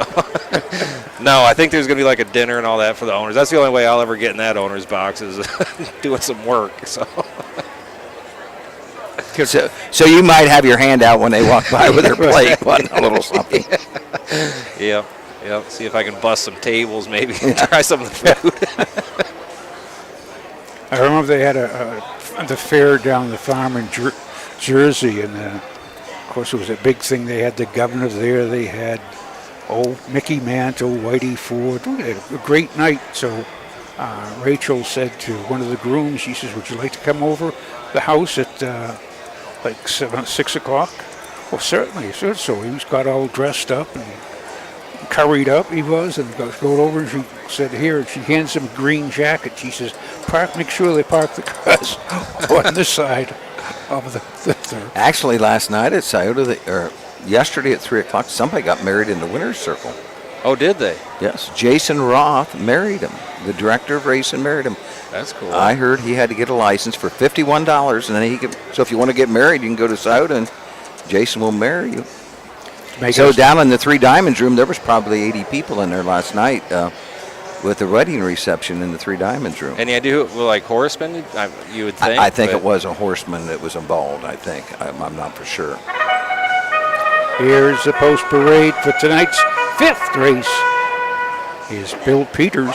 Postword for race 5. This is the second division of the 2-year-old colt trot. Going for a purse of $5,980 and a blanket courtesy of Fulton County Hoof-Based 4-H Club. And the winner of the faster division gets the Marshall Fitness blanket. Number 1 is Adventureful Pete, owned by Rosie Weaver of Beach City, Ohio, and Heartland Acres of Walhonding, Ohio, trained and driven by Rosie Weaver. Number 2 is Wilder, owned and trained by Ann Russell, Britain, Michigan, the driver, Mark St. Louis Jr. Number 3 is Scratch Off Ticket, owned by Suzanne Bates of Gibsonburg, trained and driven by Ty Bates. Number 4 is Zoned, owned, trained and driven by John Payne of Toledo. And number 5 is Rankin, owned and trained by Judy Rogner of Croswell, Michigan, the driver, Justin Irvin. Horses will take one long score and go to the gate.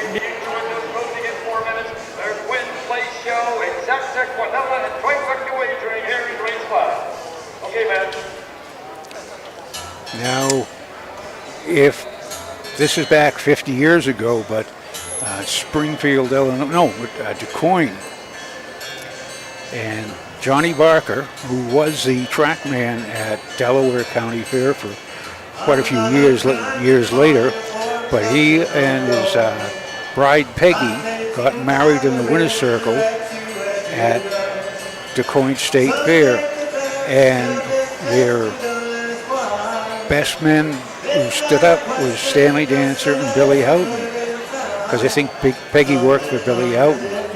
But that was a big thing. That was nice, and two good grooms that they wanted to tie the knot. Well, yeah, we'll have to find out who got married. Yeah, I don't know who. Anyone on our Facebook, if you heard who got married today? Did Peggy Sue get married? Who married Peggy Sue? Well, we had the post parade for the 2-year-old trot quickly. The 1, Adventureful Pete. Rosie Weaver drives the 2-year-old Big Little Son of Uncle Peter. 4 wins, 11 starts, 17,000. 2 Wilder, Mark St. Louis. The big colt by Uncle Peter has a win, Tom, with 9,000, 6 and 4 at Hicksville. It's owned and trained by Ann Russell up there at Britton, Michigan. Trotting 2, 6, and 4. Number 3 is Scratch Off Ticket. Tyler Bates trains for Susan Bates of Gibbonsburg. 11 starts, no wins, 1 second, 1 third. Tyler shows 210 on his card. Ford Zone, John Payne owns, trains, and drives the Teal Bay Go to the Son of Wata Hill. 12 starts, 4 seconds, 2 thirds, 12,000. And the 5 is Rankin, Justin Irvin for Judy Rogner. The Teal Bay Colt by Enterprise has 3 wins, 14,000, 5 and 1 on a half-mile track at the Michigan Fairs. Here's Bill Peters with the call.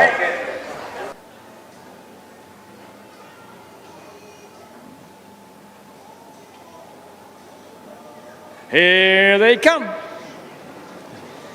The year off and trotting. The first horse away is Wilder. At the rail second is Adventurable Pete. Up on the outside third is Rankin. At the rail fourth is Scratch Off Ticket. And the last horse is Zoned.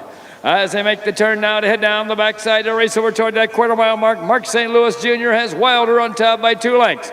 Trotting second is Adventurable Pete, driven by Rosie Weaver. Up on the outside third is Rankin, driven by Justin Irvin. At the rail fourth, Scratch Off Ticket, driven by Ty Bates. The last horse is Zone, driven by John Payne. Past that quarter-mile mark, that's still Wilder with the lead. First quarter trotted in 29 and 4/5 seconds, and now Rosie Weaver's out and on the move with Adventurable Pete. That's Wilder along the rail with the lead. Adventurable Pete pouring on the pressure on the outside second. Rankin trots in there third, followed by Zone fourth, and the last horse, Scratch Off Ticket. As they race down toward the half-mile mark, that's Wilder along the rail with the lead. Adventurable Pete on the outside second, Rankin in there third, Zoned is fourth, and Scratch Off Ticket trails. Past that half-mile mark, that's still Wilder with the lead. On the outside second, Adventurable Pete, then comes Rankin, Zoned, and Scratch Off Ticket. First half trotted in a minute flat. As they round the turn now to head down the backside to race over to that 3/4 mile mark. Adventurable Pete takes over, but Rankin is in hot pursuit second, and also on the move is Zoned. As they go toward that 3/4 mile mark, that's Adventurable Pete with the lead. Rankin up on the outside second. Zoned is third. Wilder is back to fourth. The last horse, Scratch Off Ticket. Past that 3/4 mile mark, that's Adventurable Pete with the lead with Rankin on the outside second. 3 quarters in 1:31 and 2/5 as they race around that upper turn to head for pay dirt. That's Adventurable Pete along the rail with the lead. On the outside second is Rankin, then comes Zone third.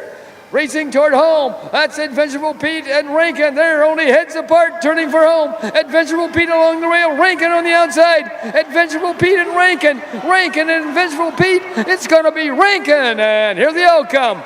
Adventurable Pete up for place, Zone for show.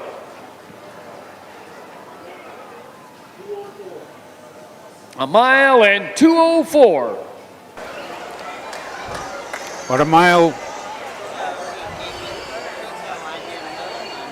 Rankin went. Out and challenging, and mile and 2:04, which is new lifetime mark.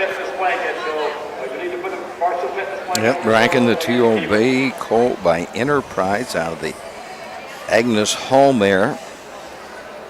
Love You for Miles, 4th of the season. Earnings now pushing 18,000 for Rankin on the year. Justin Irvine for Judy Rogner. Rosie Weaver second with Adventurable Pete. Third to Ford Zone. Fourth to 2 Wilder. Fifth to 3 Scratch Off Ticket. Of course, down that, setting down a half and a minute flat. These are 2-year-old colt trotters on a county fair track.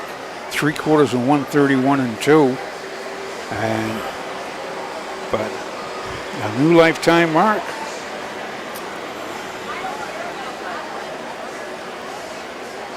Looking across the way, Matt, if you can get the winner's circle now, get it on these flags. I've been showing. There's just no movement, no movement. The flag's straight down. Yep. Croswell, Michigan, comes number 5, Rankin. Owned and trained by Judy Rogner and driven to victory this evening by Justin Irvin. The blanket for this race is courtesy of the Fulton County Hoofbeats 4-H Club. Now we need to take another picture. You're also going to get the Marshall Fitness blanket for going the faster division here of the 2-year-old colt trot.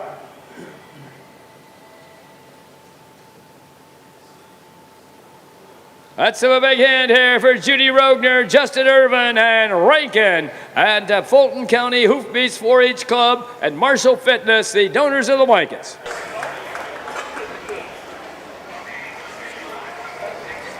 Good mile. 2:04. Bill's going to give us a rundown.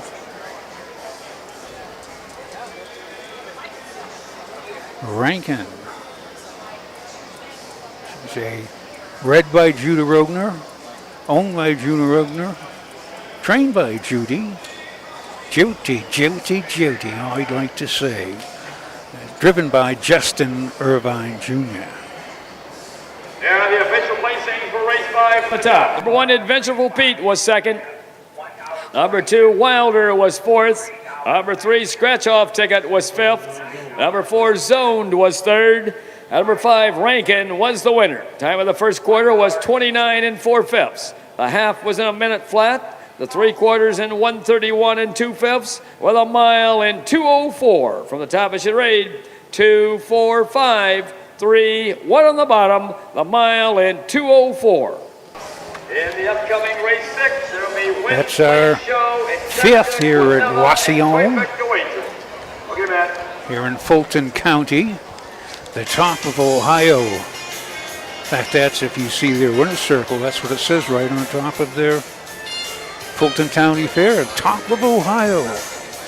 6 races, a 4-year-olds and up trot signature series, the Earl Hallett Memorial Trot.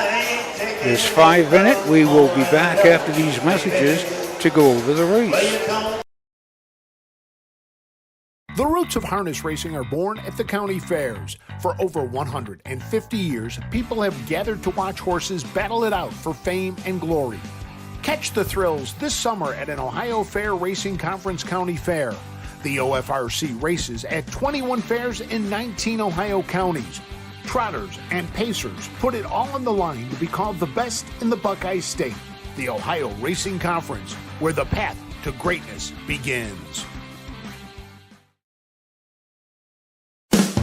With more than 300,000 horses in Ohio, the economic impact of the equine industry in the state is over $2.8 billion. Much of that value comes from standardbred horse owners, breeders, trainers, and drivers who participate in the sport of harness racing. The mission of the Ohio Harness Horsemen's Association is to preserve, protect, promote, and serve the entire standardbred industry in Ohio and beyond. To learn more about the Ohio Harness Horsemen's Association, go to ohha.com. That's ohha.com.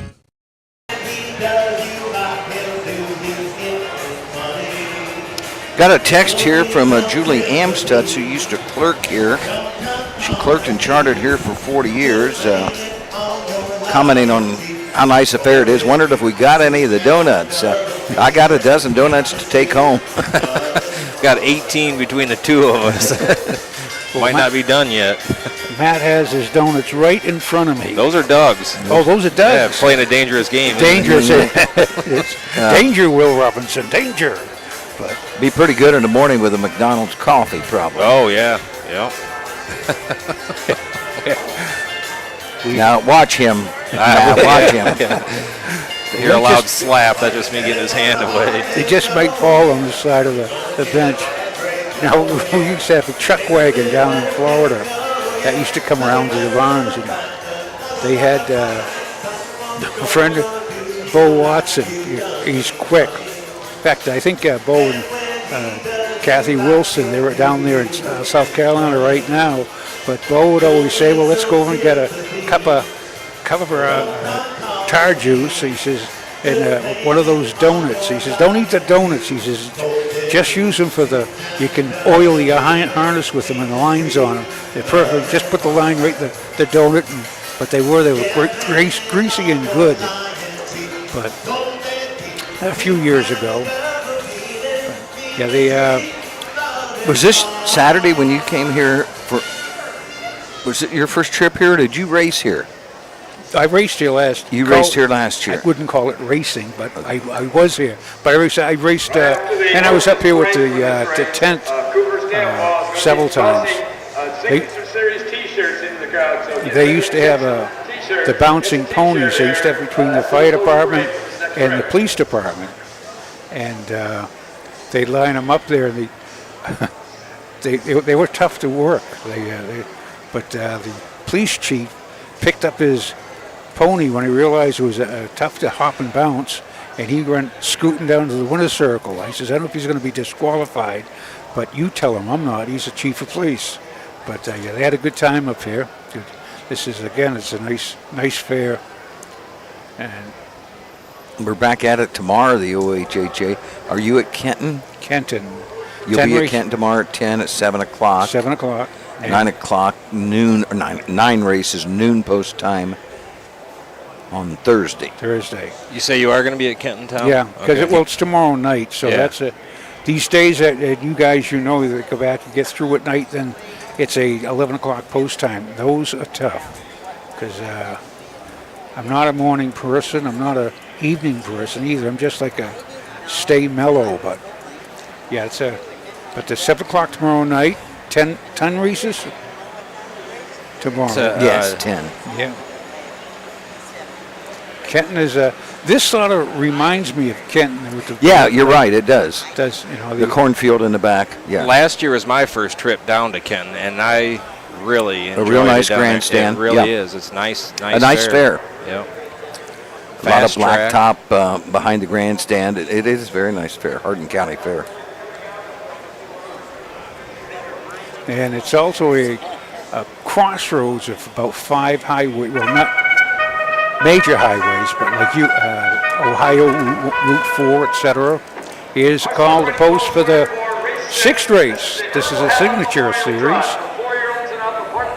Series going for a purse of $4,500. Number 1 is TC's Happy Times. He's a brown gelding, 8 years old, by Triumphant Caviar, out of Happy Everything by Ken Workington, owned by Louise and Jay Weller of Republic, trained and driven by Jay Weller. Lifetime earnings over $157,000. A lifetime mark 154 4/5. Number 2 is Team L. She's a bay mare, 6 years old, by Team 6, out of Ariana Hall by Angus Hall. Alma Levan Stables Incorporated of Woodstock, Ohio, and Rosemary Levan of Lewistown, Ohio. Trained and driven by Hank Levan. Lifetime earnings over $161,000. A lifetime mark 156 1/5. Number 3 is Jessie's Dow. She's a bay mare, 4 years old, by Jailhouse Jessie, out of Danish Dow by Cage Hall, owned by Diamond DP Standardbreds of Kendallville, Indiana, trained by Bill Webb, driven this evening by Clifton Bell. Lifetime earnings over $55,000, a lifetime mark 156 1/5. Number 4 is Enforce the Law. He's a bay gelding, 6 years old, by Triumphant Caviar. She's Jailbait by Jailhouse Jessie, owned, trained and driven by Joseph M. Cramp of Northfield, Ohio. Lifetime earnings over $234,000, a lifetime mark 155 1/5. And number 5 is Vroom and Vonnie. She's a bay mare, 4 years old, by Full Count, out of Cindy Coy by Inquire, owned and trained by Carl Easterday Jr. of Bucyrus, Ohio, driven this evening by Drew Neal. Lifetime earnings over $49,000, a lifetime mark 157 3/5. Those are your horses for the 2023 Earl Hallett Memorial Trot. There's Win, Place, Show, and now as you're going down there, TC's Happy Times, as Bill says, Jay Weller, owned along with Louise, he drives himself. Two wins and 25 starts. Northfield 59-2 on the slot. But 157,000 lifetime. 26 wins on 177 starts. Nice 8-year-old by Triumphant Caviar. Number 2 is Team L. Hank Levan trains and drives, 6-year-old bay mare by Team 6. Winner once, 5 seconds, 21,000, right at 22 this year. A 56 1 at Northfield.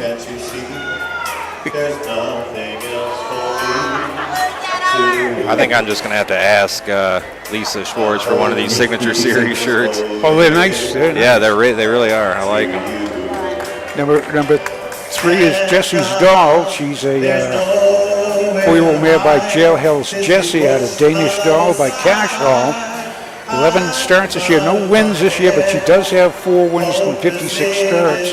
$55,821 in the card. Market Hoosier Park of 56-1. Shows 58 at Northfield. She is due for, it's a Bill Webb trainee.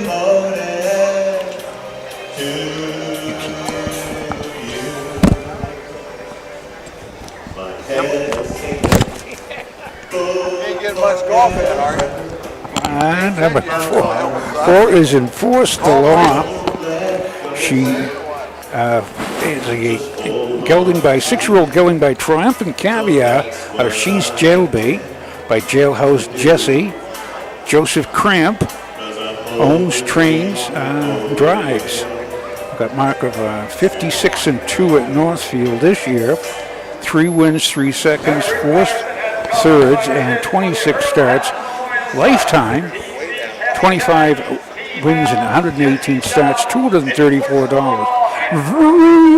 Bonnie, full count mare out of Cindy Coy by Inquirer. She win at Van Wert, and she beat I Get It. And she came, this was a nice mare, she went, trotted right on by. And here's Bill Peters for the call for the Signature Series Hallett Memorial. The year off and trotting, Enforce the Law, the first horse away. Dropping in second is Team Al. At the rail third is TC's Happy Times. Up on the outside fourth, it's Vroom and Bonnie. And the last horse is Jesse's Dow. As they make the turn now to head down the backside to race over toward that quarter-mile mark, Joseph Cramp has Enforced the Law on top by 2.5 lengths. Trotting second is Team Al, driven by Hank Levan. In their third is TC's Happy Times, driven by Jay Weller. Fourth, it is Vroom and Bonnie, driven by Drew Neal. And the last horse is Jesse's Dow, driven by Clifton Bell. Past that quarter-mile mark, that's still Enforced the Law now by a closer, by 2 lengths over Team Al. First quarter trotted in 29 1/5 seconds. As they race around that upper turn to come down past the stand for the first time, that's still Enforced the Law with the lead. Team Al in there second, TC's Happy Times is third. Up on the outside fourth now comes Vroom and Bonnie, and the last horse is Jesse's Dow. Coming to the half-mile mark, that's still Enforced the Law with the lead. Charging up on the outside second now is Vroom and Bonnie. At the rail third is Team Al. TC's Happy Times right there fourth, and the last horse Jesse's Dow. First half trotted in a minute flat. As they round the turn now to head down the backside to race over to that 3/4 mile mark. The one to catch is Enforce the Law. The closest horse second on the outside is Vroom and Bonnie. At the rail third is Team Al. TC's Happy Times right there fourth. The last horse Jesse's Dow. Going to the 3/4 mile mark now. Vroom and Bonnie sticks her nose out in front. Dropping back second along the rail is Enforce the Law. Now Hank Levan moves Team Al up a closer third, and right there fourth TC's Happy Times. 3 quarters in 129 3/5 as they race around that upper turn to head for pay dirt. It's Vroom and Bonnie on the outside with the lead. Along the rail second is Enforce the Law, and 3 wide comes Team Al as they race for home. That's Vroom and Bonnie, Enforce the Law, and Team Al. Vroom and Bonnie and Enforce the Law. It's going to be Vroom and Bonnie, and here the outcome. Enforce the Law up for place, Team Al for show. A mile in 1:59 2/5. Doug Ballinger, 159-2, 4-year-old mare. 59-2. He I had to is check checking. the track records. Track records. Age trotters. For you. All age trot, 58-1. Okay. So that's what that would fall under. Nice mile, though. Very nice mile. She pulled her at the half. Up she came, matched stride for stride, going down the backside. Mile 159 2. Was it 2? Yep, 59-2. Her third of the year. Well, they got the whole crowd from Bucyrus up here. So they had 4 racing, 2 here at Wauseon and 2 up at Northfield. So let's say a shout out to Dale and up in Northfield. He's watching. Dale Edwards, barn neighbors, and there's the Robins. Down the track and into the winner's circle. The winners go coming in from Bucyrus, Ohio. Comes number 5, Vroom and Vonnie. Owned and trained by Carl Easterday Jr. and driven to victory this evening by Drew Neal.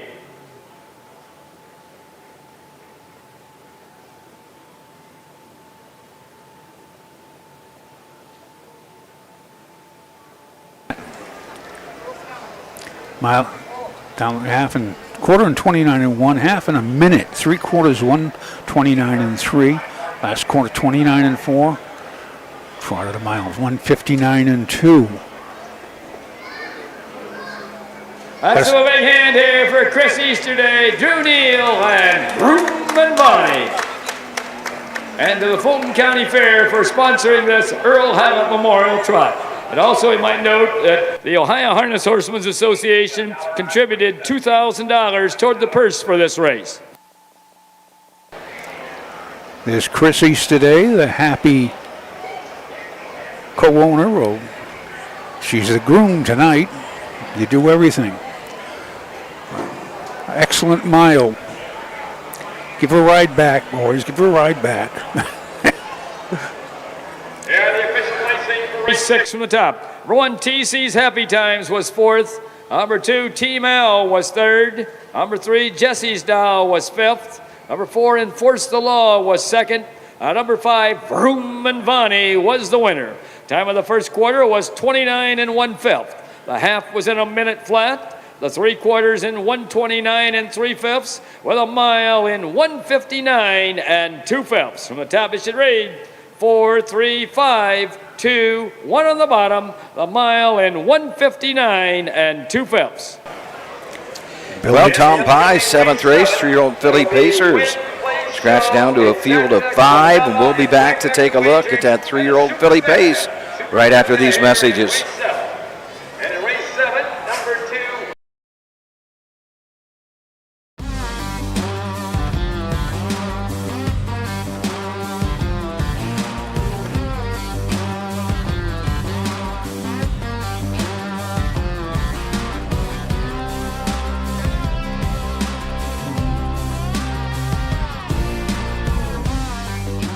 Do you want your horse to shine in the winner's circle? Feed DAC Oil. It makes a world of difference.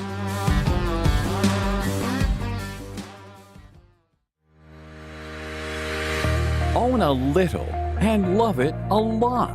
TheStable.ca is an award-winning fractional ownership operation. Buy as little as 1% of a racehorse and experience 100% of the thrill.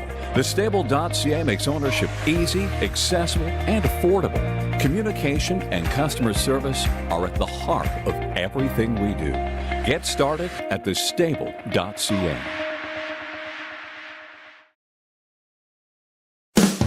With more than 300,000 horses in Ohio, the economic impact of the equine industry in the state is over $2.8 billion. Much of that value comes from standardbred horse owners, breeders, trainers, and drivers who participate in the sport of harness racing. The mission of the Ohio Harness Horsemen's Association is to preserve, protect, promote, and serve the entire standardbred industry in Ohio and beyond. To learn more about the Ohio Harness Horsemen's Association, go to ohha.com. That's ohha.com. Well, Tom, we're back here at Wauseon. Crowd still with us on this muggy evening. Yes, 6 races under our belt, 6 good races. This weather is just conducive to good racing. It's gonna cool off this weekend. A high of like 70, 72 for Saturday. Now, it's funny.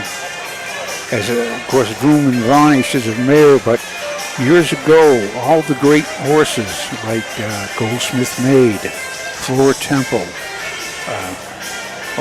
Peace Corps, all these the great mares, they go out and beat the boys, but that's for some reason. And we're talking about racing horses as they get older. Goldsmith Maid, she won at Dayton. Set a world's record, I think it was 2:17 or maybe 2:14 at Dayton back in 1877. She was 17 years old when she did that. Times change. Oh yeah, but still the mares still. Yeah. Oh yeah. Oh yeah. You get a tough mare. They're tough to beat. You know. They do get a little moody though. You know, they have their good days and their bad days. But today was a good day for Money. Bill likes that name. He likes you gotta have a little fun with the name. This is the 7th race. This is 3-year-old Filly Pace, the 2nd division of 2.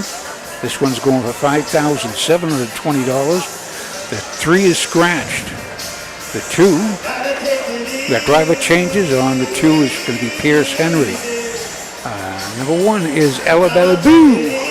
Adam Short train he owns. She is a 3-year-old filly by Nob Hill High. And a Princess Baby, Ella, by Riverboat King. 25 starts this year. 5 wins, 7 seconds, 4 thirds. That is 16 out of 25. She has made $933 mark of Sciota of 153 and 4. She has a good card. Second, 2 seconds, 2 thirds, and a win. She has raced the Ohio Sire Stakes. Number 2. Here's one now, Jenny. Pierce Henry drives for Ken Hess. The filly by Racine Hill has 3 wins, 4 seconds, 2 thirds, 13.750, 57 and 3 at Northville. Last time out at Van Wert was second, beaten 10 and a quarter, clocked in 201 and 3. The 3, Lucky Nugget, is scratched. Tom, the 4 is Wink Sophie. And she is a 3-year-old filly by Racing Hill. Delighted again by Better's Delight. 22 starts this year, 1 win, 1 second, 3 thirds, $12,923, a mark of 157 and 3 at Miami Valley. Wink Sophie driving Herman Hageman trains and part owner along with Martin Yoda and Evans Cattle Company. Clifton Bell does the teaming. 5 is Lady with No Fear, Ed Hennessy, Sandra Hennessy. For Sandra Hennessy and Paula Sugars, the bay filly by Fear the Dragon. Out of the Western Ideal mare, Lady, $14,000 yearling purchase 2 years ago. 6 wins this year, 6 wins last season. $23,000 this season, $50,000 lifetime. 57 and a piece last year at Delaware. This year, 59 at Hicksville. Last start out was second at Mount Gilead a week or so ago. 59 and 1, the 5, Lady with No Fear. And she was parked every step of that mile. She went a great mile. That was snapped her win streak at 4. But she should be coming back. She's 3-5 currently right now. Number 6, another good filly, Allie's Treasure. And after the post parade, we'll Word for race 7. This is the 2nd division of the 3-year-old filly Pace. Going for a purse of $5,720 and a blanket courtesy of Different Angles Family Hair Care. The faster division getting a blanket courtesy of Action Verb Media. Number 1 is Ella Bella Boo, owned and trained by Adam Short of Xenia, Ohio, the driver Mark St. Louis Jr. Number 2 is What Now, Jenny, owned by Ted Boschma of South Lyon, Michigan, trained by Ken Hess, the driver Pierce Henry. Number 3, Lucky Nugget has been drawn. Number 4 is Wink Sophie, owned by Herman Hagerman of Kidron, Ohio, Martin D. Yoder of Mount Eaton, Ohio, and Evans Cattle Company of New Carlisle, Ohio, trained by Herman Hagerman, the driver Clifton Bell. Number 5 is Lady with No Fear, owned by Sandra Hennessy of Grand Blanc, Michigan, Paula Sugars of Whitmore Lake, Michigan, trained by Sandra Hennessy, the driver Ed Hennessy. And number 6 is Allie's Treasure, owned by Miller Racing Stable Incorporated of Greenville, Ohio, Horseplay Racing Stable of Grove City, Ohio, and Ed Marinan of Dayton, Ohio, trained by Ryan Miller, the driver Drew Neal. Horses will take 1 score and go to the gate. As you said, Doug, there's a chance for Ryan Miller's Allie's Treasure. She's got 7 wins, 5 seconds, 3 thirds, $31,790. Mark of 54 at Northfield. She shows second, 2 seconds, 2 wins, a third, and another win. Great card, but she starts from the 2nd tier. So she'll be behind Ella Bella Boo. And that'll make a difference out there because Lady with No Fear. Again, how the race sets up. 3 nice fillies there. Yeah. And Allie's Treasure, owned by one of the partnerships, Horseplay Racing, the Stable.ca, Cedar Point Racing, 3 syndicate that come to mind. One of our prime sponsors is Stable.ca.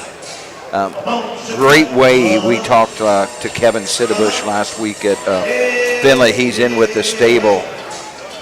I think he's going to have 3 or 4 racing for $300,000. He's part owner of at Scioto Downs Saturday night in the Scarlet Championships. A couple of them probably in the gray. He might have a half a dozen that he owns a partner, just a fraction in. But he owns that fraction, and he's having all kind of fun, whether you're with the Stable.ca, Horseplay Racing, or Cedar Point Racing. It's just a great way to get involved and go watch your horse race. Absolutely. It might only cost you a couple $1,000, $25 a month for a training fee. You're not going to get rich. You're not going to lose a lot of money. And it's the thrill of owning that horse. But you will get the thrill. Yes. And believe me, you're going to be going for $300,000, and you say that's I'm part of owning that horse. That makes you really want to be there. Absolutely. But it's again, we had so many people come up and they're part owners. They want to be part owners. They want to start. Well, this is the way to do it. You don't have to put a huge amount. You don't have to go out and spend. You can go out and spend $25,000 for a yearling. And absolutely. It might make you $85,000 that first year. Absolutely, but it also might cost you another $25,000. $25,000 you spend, he might never make. You just don't know if he's going to make it the races. That's right. Here you can own several of them for maybe $1,000 here, $1,000 there, have $5,000 invested in maybe 5 of them. So you're going to have a shot at getting one of them to the races. Yeah, and believe me, you'll enjoy going down that winner's circle. They're at the gate for the 7th. Let's go to Bill Peters.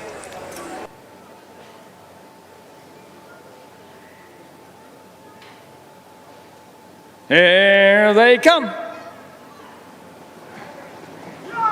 They're off and pacing the first horse away at the rail is Ella Bella Boo. Up on the outside second is Lady with No Fear. In their third is What Now, Jenny? Racing fourth is Allie's Treasure. And the last horse is Wink Sophie. As they make the turn now to head down the backside to race over to that quarter-mile mark, Ed Hennessy has Lady with No Fear on top by 2.5 lengths. Pacing second is Ella Bella Boo, driven by Mark St. Louis Jr. Racing in their third, that's What Now, Jenny, driven by Pierce Henry. Fourth is Allie's Treasure, driven by Drew Neal. And the last horse is Wink Sophie, driven by Clifton Bell.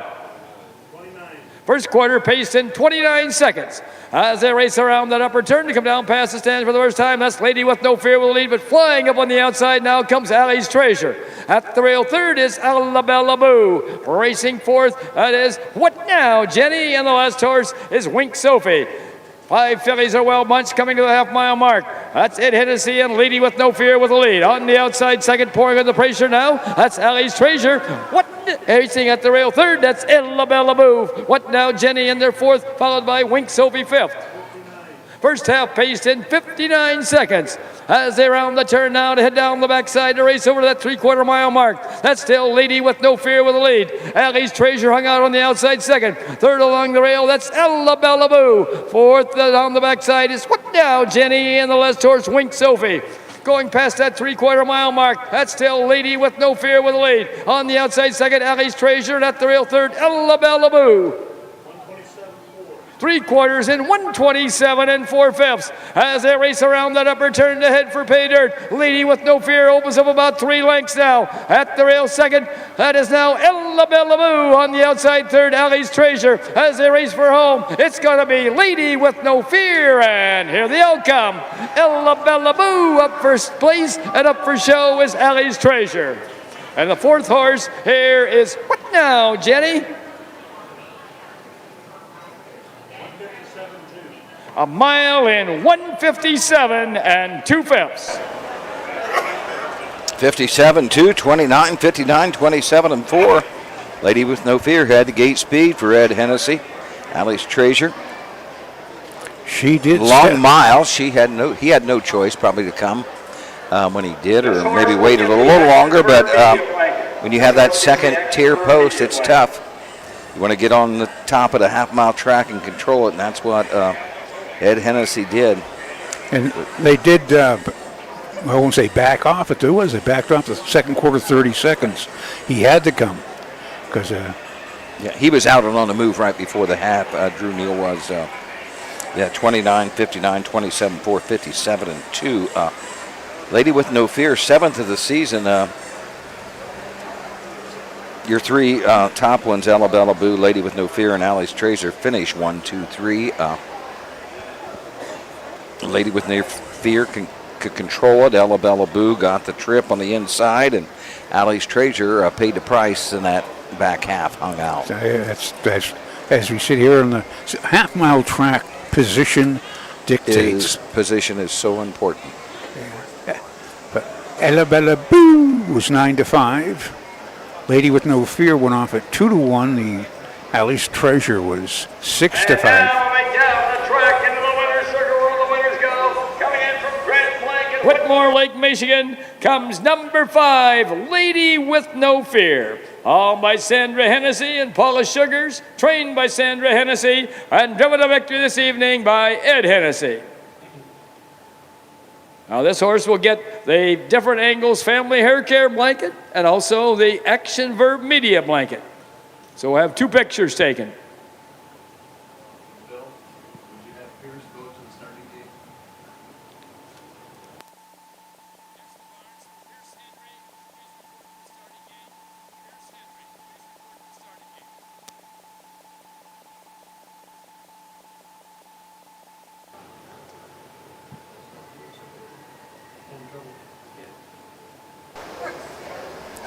Let's have a big hand here for Sandra and Ed Hennessy and Lady with No Fear and the Different Angles Family Hair Care and Action Verb Media, the donors of the blankets.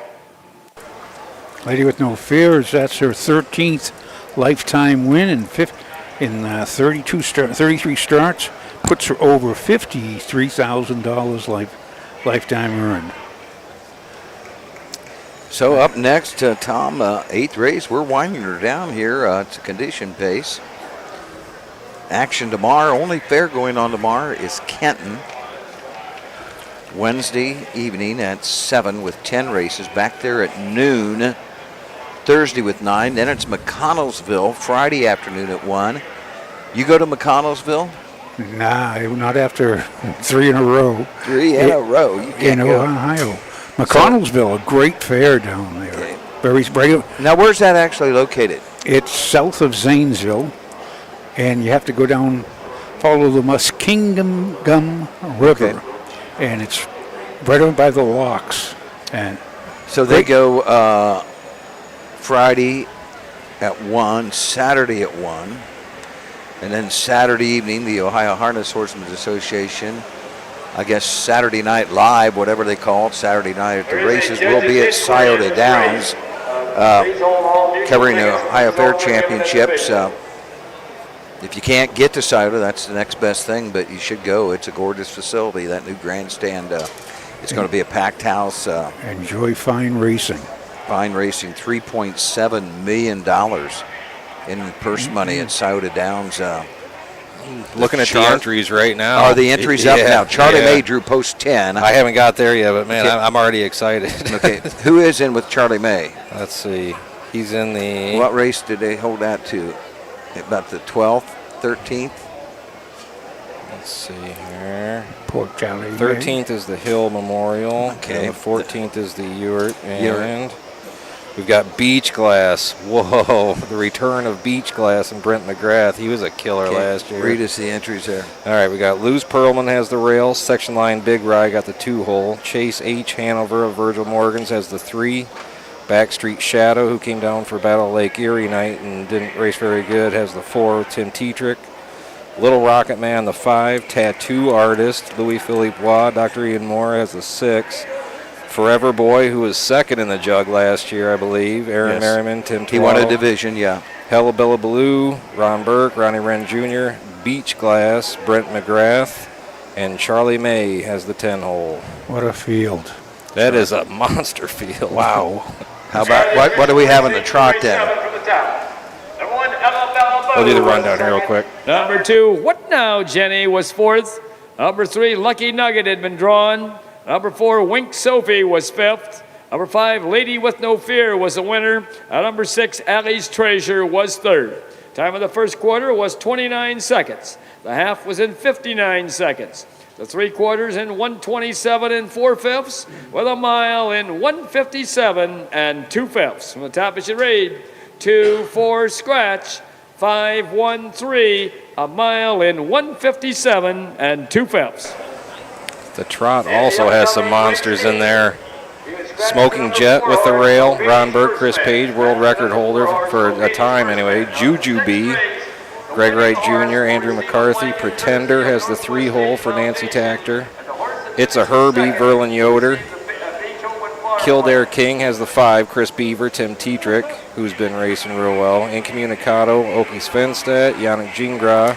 Cool Papa Bell, Hamiltonian winner, Jim Campbell and Todd McCarthy. Refined, Virgil Morgan Jr., Tyler Smith. Virgil got the 8-hole, but I mean, that is a nice horse. Loved by the Masses, Jeff Culliper, Todd McCarthy. And King's Country, Stacy Van Heusen and Brett Miller have the 10-hole. I can guarantee you, that's Saturday night.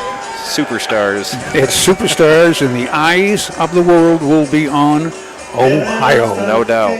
So with that, we shall return after these few messages. We're back for the 8th.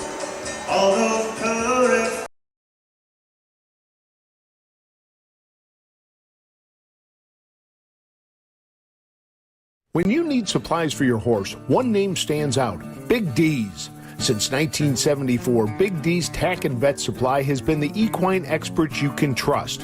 Whatever your horse needs is available at Big D's Tack and Vet Supply.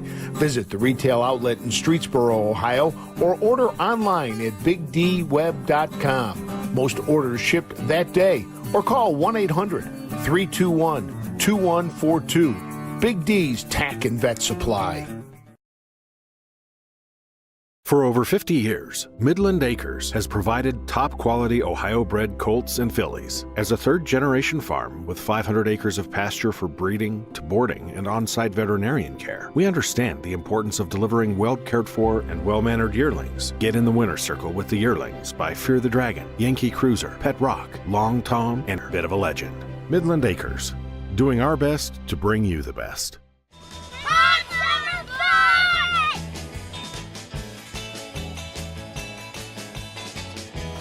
Sun's out, guns out, hot summer fun.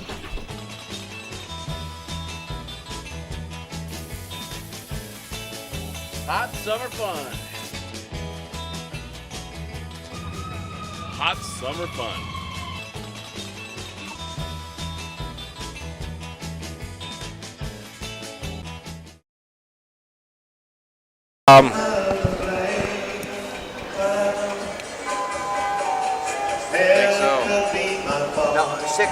Clips. And we're back here to from Wauseon. Now that card on Saturday night, you have Little Brown Jug winners, Milstein winners, Hamiltonian winners, and the Ohio Sire Stakes stars, superstars, 2 and 3-year-olds. What huge race did Refine just beat Bella Bellini, and it was a monster race, and I can't remember the name of it, but I was so happy for Virgil. Yeah, but yeah, this is like summer. Now you get to see the best of the best. Now, will Frank be there to help you with the camera somewhat, or? I have no idea what they have planned, Doug. I'm guessing it'll be a lot going on. We're going to do as much as we possibly can. We're going to try and interview owners and stuff, but I think, like trainers and drivers, for the most part, Jessica will have to probably do that, but what we're going to do is basically steal a feed from Scioto Downs. Jenna will be doing the interviews. Jenna. Okay. Jenna. We'll be able to play those interviews on our broadcast, yes. And then hopefully have some more to add to that if we can. Back here in Wauseon, it was nice to Matt Richards, I knew was playing, and the people down, a couple of couples in the front were dancing. That's nice. It's pretty good too, quite the two-step. Yeah, the late great Jimmy Buffett. Now, I saw he just passed a few days ago. Well, I heard he was wasted away in Margaritaville. Yeah. Anyway, the 8th race here, this is a non-winners at $5,000 in 2023. And it's also eligible non-winners of $1,000 since July 15th. Also eligible 4,000 claimers. That means for 4,000, you can claim a horse here. There's only 3 in it, none of them in the claimers. You all fit the conditions. Number 1 is This Time. This is an 11-year-old well-said gelding out of Finishing Touch. And they're on the track for the post parade already. There's only 3. Our start printing post word for race 8. This is a pace for non-winners of $5,000 this year. Also eligible non-winners of $1,000 since July 15th. Also eligible $4,000 claimers. Going for a purse of $1,000. And the first place horse will get the Northwest State Foundation blanket. The second place horse will get a Beethoven Farm blanket. One is This Time, all by Hader Stables LLC of Temperance, Michigan, trained by Greg Bates and the driver Jennifer Main. Number 2 is IJ2, all by Rick Howells of Lake Orion, Michigan, trained by Brett Boyd, the driver Justin Irvin. Number 3 is Don't Call Me Francis, all by Rocky Wingfield of Onstead, Michigan, trained by Jason Seymour, the driver Drew Neal. Number 4, O'Grady's First Man has been drawn. There's Win Exacta on wagering here in race 8. Double wagering on races 8 and 9. Doug Ballinger is on this this card. This is a 2-year-old. The 2 is a 3-year-old by Dreams Jet out of Magic Island by Island Fantasy. Only has 16 lifetime starts with 1 win. And Mark of Centerville up in Michigan of 2-5-2. Look at that 3. Yes, 601,000. What an old class. He's paid his dues. Woo! He's seen one Michael 151 at the Meadowlands, and he's been pacing up at Northville. He went up there, just win in 55-3. A 10-year-old gelding by Rock and Roll Hanover out of Nanny. Oh, what a fanny! Please, you embarrass me. The incredible finale. Don't Call Me Francis is owned by trained by Jason Seymour for Rocky Wingfield up in Onstead, Michigan. Drew Neal is in the sulky. What a nice old horse. Coming off, I can't even add up. We got 88, 118, 122, 1, 2, 3 out of 880, roughly 880,000 here, about $1 million and 3 horses. Just 3 horses. What a nice feel. Just think if you'd have put Roman nose in there, it'd have been over $1 million. Does that count in IOUs? Oh, yeah. After we win, I'll The promises. I know Roman is back at the barn watching the broadcast. Does he watch quite a bit? Just like Mr. Ed? Yes. Does he talk to you? Watches the broadcast. Nickers at me when he hears my voice. Here they are for the 8th race at Wauseon, and Bill Peters calls them to post. Here they come. Here, off and pacing the first horse away on the outside is Don't Call Me Francis. In their second is This Time, and the last horse is IJ2. As they make the turn now to head down the backside to race over toward that quarter-mile mark, Drew Neal has Don't Call Me Francis on top by 3 lengths. Pacing in their second is This Time, driven by Jennifer Main, and the last horse is IJ2, driven by Justin Irvin. No change heading down the backside. That's Don't Call Me Francis by 1.5 lengths. This time is second, and now closer third is IJ2. Past that quarter-mile mark, that's still Don't Call Me Francis, followed by This Time and IJ2. First quarter pace in 31 1/5 seconds. As they race around that upper turn to come down past the stand for the first time, that's Don't Call Me Francis by 1.5 lengths over This Time, and then comes IJ2. 3 horses pretty well bunched as they race down toward the half-mile mark. That's Drew Neal and Don't Call Me Francis bringing the horses down to the half. Sitting in the golden chair second is Jennifer Main with This Time. And racing right there third, that is IJ2. Past that half-mile mark, that's still Don't Call Me Francis with a lead, and right there second is This Time, and then comes IJ2. First half paced in 103 and 1/5. As they round the turn now to head down the backside to race over to that 3/4 mile mark.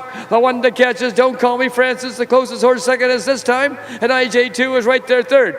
The pace picks up, heading down the backside, and now Justin Irvin goes to work on IJ2. He's flying up on the outside. He's now second and going after the leader.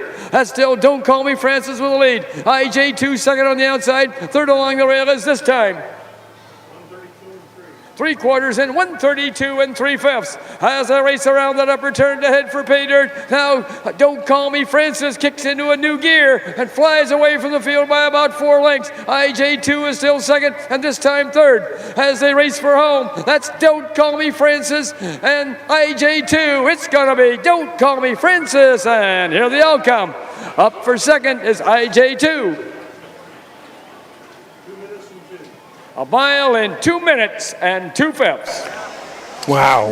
Don't Call Me Francis. You suppose he knew he was only racing for 1,000 when he probably used to race for 25 to 40, 50 all the time? Oh, yeah.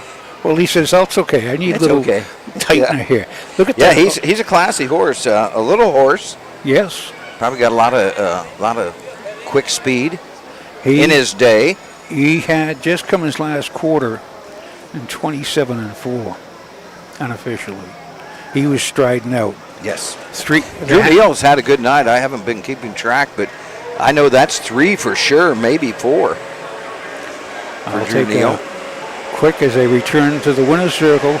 That is win number 57 and 235 lifetime starts. He's now gone over the $602,000 lifetime.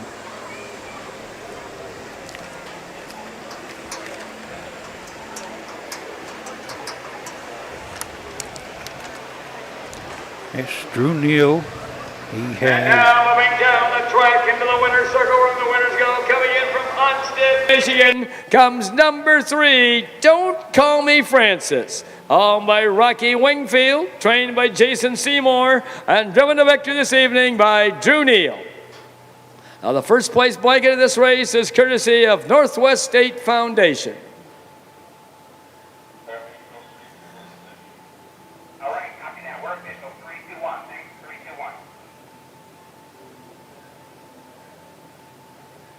Let's have a big hand here for Don't Call Me Francis and all concerned, and the Northwest State Foundation, the donors of the blanket. They come the last half in 57 and 1. Yeah, he was striding out. Poor little got a lot of tactical speed. I mean, I'm sure in his day you could just use him, leave the gate, back off, and come with him at the end. He's a very nice looking horse. And what does he buy, Tom Pye? Rock and Roll Hanover out of Incredible Finale mare. Nanny What a Fanny. Nanny What a Fanny. 62,000 last year. 54 and a tick at Northville. Not a nice class old horse. And he sold at Harrisburg only for 25,000 in his day. So boy, that was a bargain.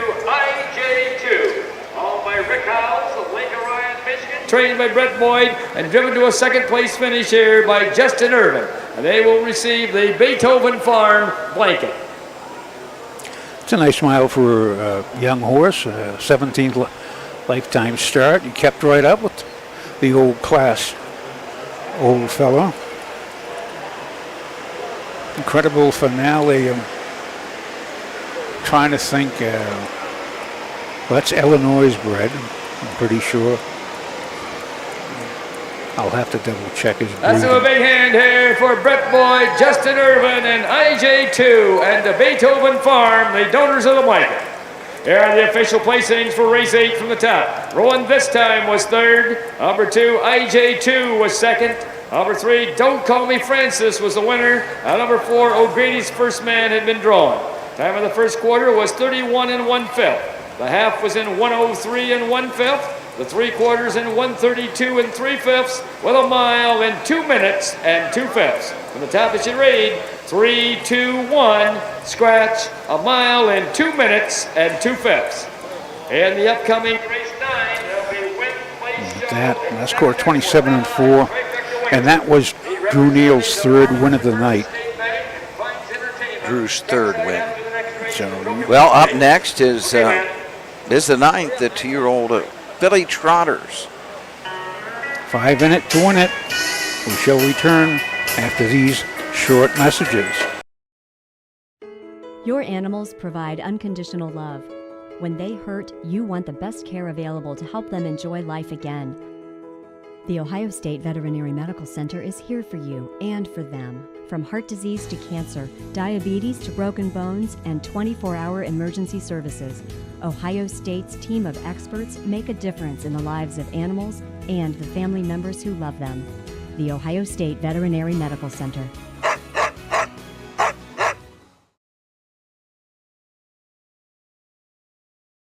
Cool Winds Farm in Lima, Ohio is a full-service standardbred breeding facility that specializes in stallion management.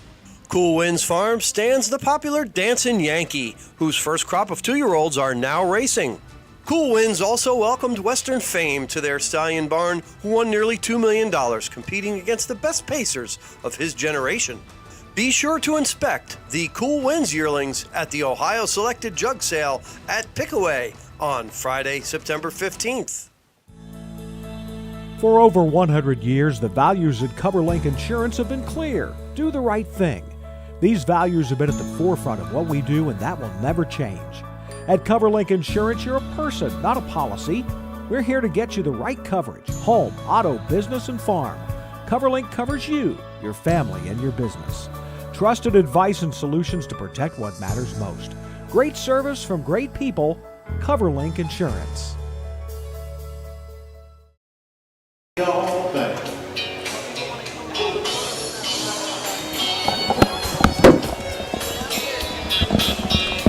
Well, it's on to the 9th race. We're going to need some lights here pretty directly in this grandstand. We're not going to see. Track lights come on. I brought my little portable work light. I don't know if I brought batteries though. 2-year-old Philly Trotters for $5,820. Field of 5, One Beautiful Sunrise. Pierce Henry trains and dries. Dave Phillip, a long Tom, a $10,000 Ohio Select purchase. Winner twice, 2 seconds, $12,000 this year. 207 at Ottawa back in June. 2 Flex Lady, Rosie Weaver trains and drives. The Bay Philly by Flex the Muscle, 11 starts. Has a win, but 5/3, right at 5,000 for Flex Lady. 3 is Maj Blowman. Gregory Diamond owned and trained. Greg Bateson does the driving. 7 starts this year, 1 win, 1 second, 2/3. Market Attica of 211 and 2, $7,542. Number 4. 4 is Insta Fortunel. Hank Levan drives this, and the Bay Philip at Want the Hill was a $12,000 Lexington purchase.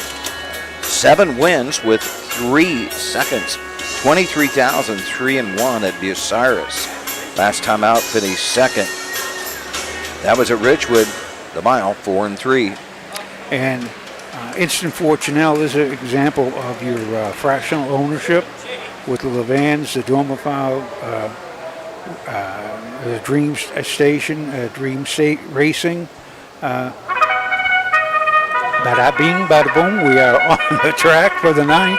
We'll be back with Lead and Star in a moment. What's the French postword for race 9? This is the second division of the 2-year-old Philly Trot. Going for a purse of $5,820 and a blanket courtesy of Farmers and Merchant State Bank. In the faster division gets the Klein's Entertainment blanket. 1 is Beautiful Sunrise.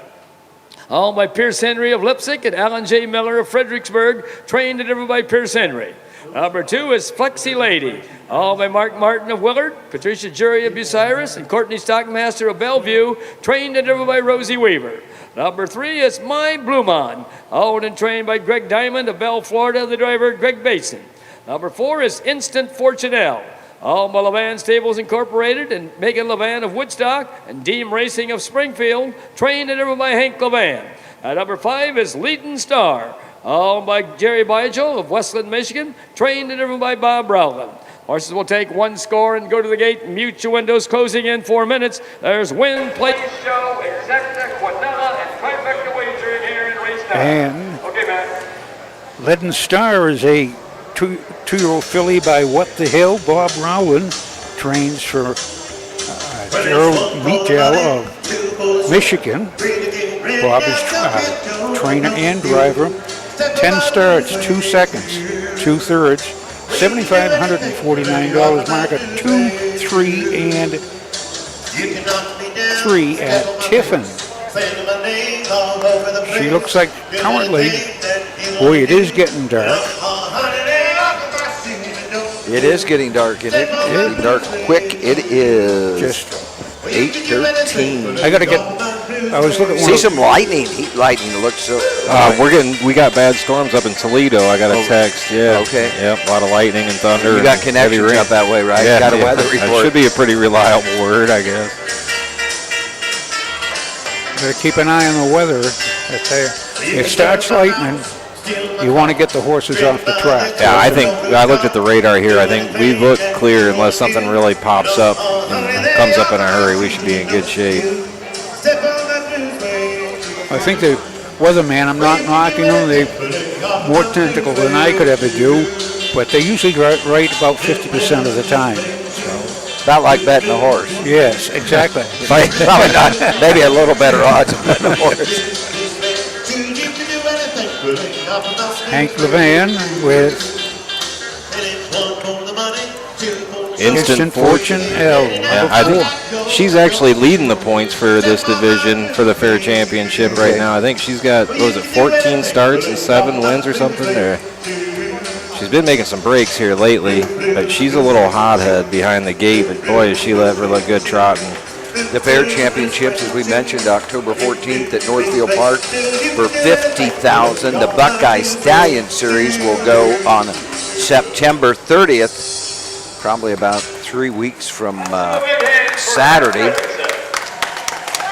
at Hollywood Gaming Dayton Raceway. They open up their meet the 26th, a Tuesday after the Jug. They go Tuesday through Friday. Souder Downs will close their doors for the year. Saturday the 16th is their final night of racing. Then they go to the Little Brown Jug, and then Hollywood Dayton Gaming goes Tuesday the 26th of September, Tuesday through Saturday format, 4 o'clock post every day. They go to December 30th, and then it's on to Miami Valley, down by Traders World in Cincinnati, and then it's back to Scioto, but you have Northfield Park open all year, 4 nights a week. That's the 4 major tracks. We have Northfield, Miami Valley, Dayton, and Scioto. And plus we have 64 county fairs with 125 days of racing at county fairs. With your all your Prairie Mutual dates gives you right at 600 days of racing in Ohio. I ought to be able to pick one winner from that one. What are those? But we're behind the gate for the 9th.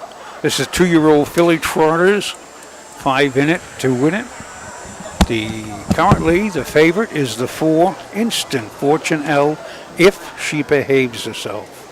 Here's Bill Peters with the call of the 9th. Here they come.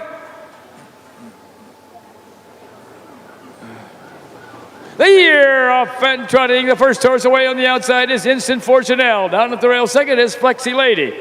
Moving up third is My Blue Mon. And their fourth is Beautiful Sunrise. And the last horse off stride is Leading Star. As they make the turn now to head down the backside to race over toward that quarter-mile mark, Hank Levan has Instant Fortunelle on top by 3 lengths. Trotting in there second is Flexi Lady, driven by Rosie Weaver. Third is My Blue Mon, driven by Greg Bateson. Racing fourth is Beautiful Sunrise, driven by Pierce Henry. And the last horse after going off stride is Leading Star, driven by Bob Rowland. First quarter trotted in 30 1/5 seconds. As they race around that upper turn to come down past the stands for the first time, that is still Instant Fortunelle with the lead. Flexi Lady trots in there second. Third is My Blue Mon. Fourth is Beautiful Sunrise. And the last horse, Leading Star. Front four pretty well bunched as they come down to the half-mile mark. That's Hank Levan and Instant Fortunel bringing the horses down to the half. Moving up on the outside second now is My Blumon. At the rail third is Flexi Lady. Right there fourth, Beautiful Sunrise, and then comes Leading Star. First half trotted in 101 and 3/5. As they round the turn now to head down the backside to race over that 3/4 mile mark. My Blumon sticks her nose out in front, but now coming back along the rail is Instant Fortunel. Third is Flexi Lady. On the outside fourth is Beautiful Sunrise, and the last horse, Leading Star. Going to that 3/4 mile mark. That is Instant Fortunel at the rail, and My Blumon on the outside. They're racing head for head, nose for nose past that 3/4 mile mark. And now Beautiful Sunrise trots up third, back to fourth, Flexi Lady. 3/4 in 132 as they race around that upper turn to head for pay dirt. Hank Levan's getting real busy with Instant Fortunel along the rail. On the outside is My Blumon. Moving up third is Beautiful Sunrise. As they race for home, now My Blumon takes over. It's My Blumon and Instant Fortunel. My Blumon and Instant Fortunel. It's going to be My Blumon. And here the outcome. Instant Fortunel up for place, up for show is Flexi Lady. A mile in 2:05 and 3/5. Those torrid fractions took their toll, but My Blumon, Greg Bateson in the sulky, win for fun over Instant Fortune L. 3-4-2-1-5. Unofficial. 8-1. 8-1 on the 3. Major Blumon. Nice return there. The favorite bet down at 4-5 was Instant Fortunel. That's right. That is definitely a new lifetime mark. 2:11 and 2 Attica. There was a 2-year-old filly Trotters. They were down the 3/4 in 132. That's a torrid pace for fillies. Talking about filly trotters and colt trotters, it seems a shortage of 2-year-old colt trotters this year. Now at Kenton, I think Thursday afternoon there's 3 divisions. So go figure. Yeah, that's what people do. They have to go over the Huff's guide and see what's going on. We're gonna miss hydraulic hazel. I don't want to race it. So also you don't put in, and next thing you know, there's only 3 in it. You would have got a good check, but this is part of the fun of fair racing. Yep. Do you know if Joint Enterprise will be at Kenton? Joint Enterprise will be at Kenton on Thursday afternoon. I think he has post 5 and race 6. Okay. That's my leg. The pride of Salina currently, Joint Enterprise. Yep. For those that don't know, 2-year-old colt trotter trained by Alan Voorhees. And Ohio Harness Horsemen's Association director. And now moving down the track into the winner's circle. The winners go. Coming in from Bell, Florida, comes number 3, My Blumon. Owned and trained by Greg Diamond and driven to victory this evening by Greg Bateson. The blanket for this race is courtesy of the Farmers and Merchants State Bank.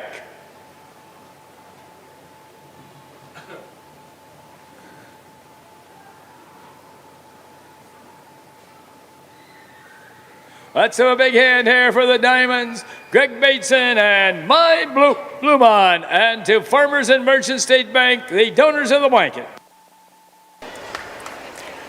Now down to Bell, Florida, I believe Don Harmon goes down there to train. A couple of boys from Maine, and I think the Campbells go down there. But that's a nice facility. Of course, the weather's warm and very conducive to training for the winter. I stopped this winter at Spring Garden Ranch. Yes. Had never been there. I stopped there one day, but it was in the afternoon. There was no action going on. I would have still been jogging. No. No, that is it. Time of the first quarter was 30 and 1/5. The half was in 101 and 3/5. The 3/4 in 132, with a mile in 205 and 3/5. From the top, it should read 4, 3, 1, 2, 5 on the bottom. The mile in 205 and 3/5. New lifetime mark on My Blumon. And with just a quick note on the Spring Garden Ranch, that's been there since 1947. Well, I'm sure in its day it was some facility. It's still nice, but it's old now, you know. Oh, yeah. I bet in its day, back in the 50s and that was a place to go on Saturday mornings to really watch the train. Absolutely, and was it Brian Brown? What goes down? Brian Brown's there, Mike Wilder's stable there. I can probably go on with stables. Here's a name from the past, Billy Herman. Billy Herman, oh yeah. He was there. He's in his Son 80s. Sam? Huh? Did he have Son Sam? No, George Schulte had. George Schulte had Son Sam. Billy Herman. He drove Hazel Hanover. I know he was with the Hanover Shoe Farms for a while. Okay. And he also they had a lot of good horses. But we got to get a commercial in here, Tom, before we get to that last race. Last race coming up, second division, that 3-year-old colt pace.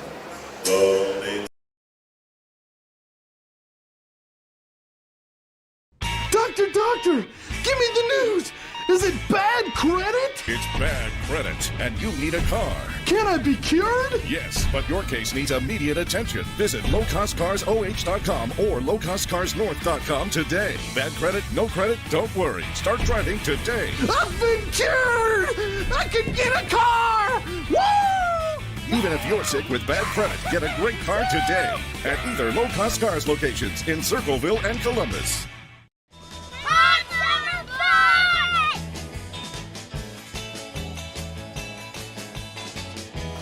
Sun's out, guns out, hot summer fun.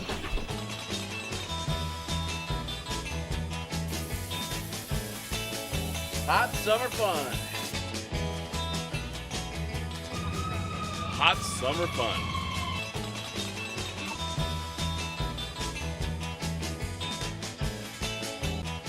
When you need supplies for your horse, one name stands out: Big D's. Since 1974, Big D's Tack and Vet Supply has been the equine experts you can trust. Whatever your horse needs is available at Big D's Tack and Vet Supply. Visit the retail outlet in Streetsboro, Ohio, or order online at bigdweb.com. Most orders shipped that day, or call 1-800-321-2142. Big D's Tack and Vet Supply.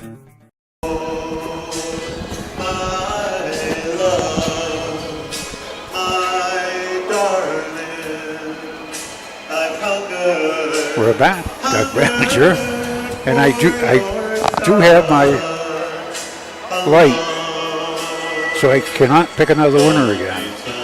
But this is a 10th race. This is our finale of 2023. Here from beautiful, wicked, beautiful Wauseon, Ohio, Fulton County Fair.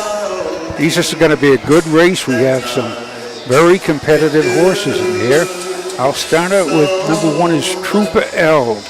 He is a 3-year-old gelded by Racing Hill out of Zoe's Lemon Tart by Dave Panlone. Trained by Hank Levan for the Levan Stables and Dormifal Racing Enterprises of Sylvania, Ohio, Megan Levan of Woodstock. Trooper L will be driven by Hank Levan. This year has 28 starts, 5 wins, 10 seconds, 3/3, $42,890 on his card, 53-1 at Northfield.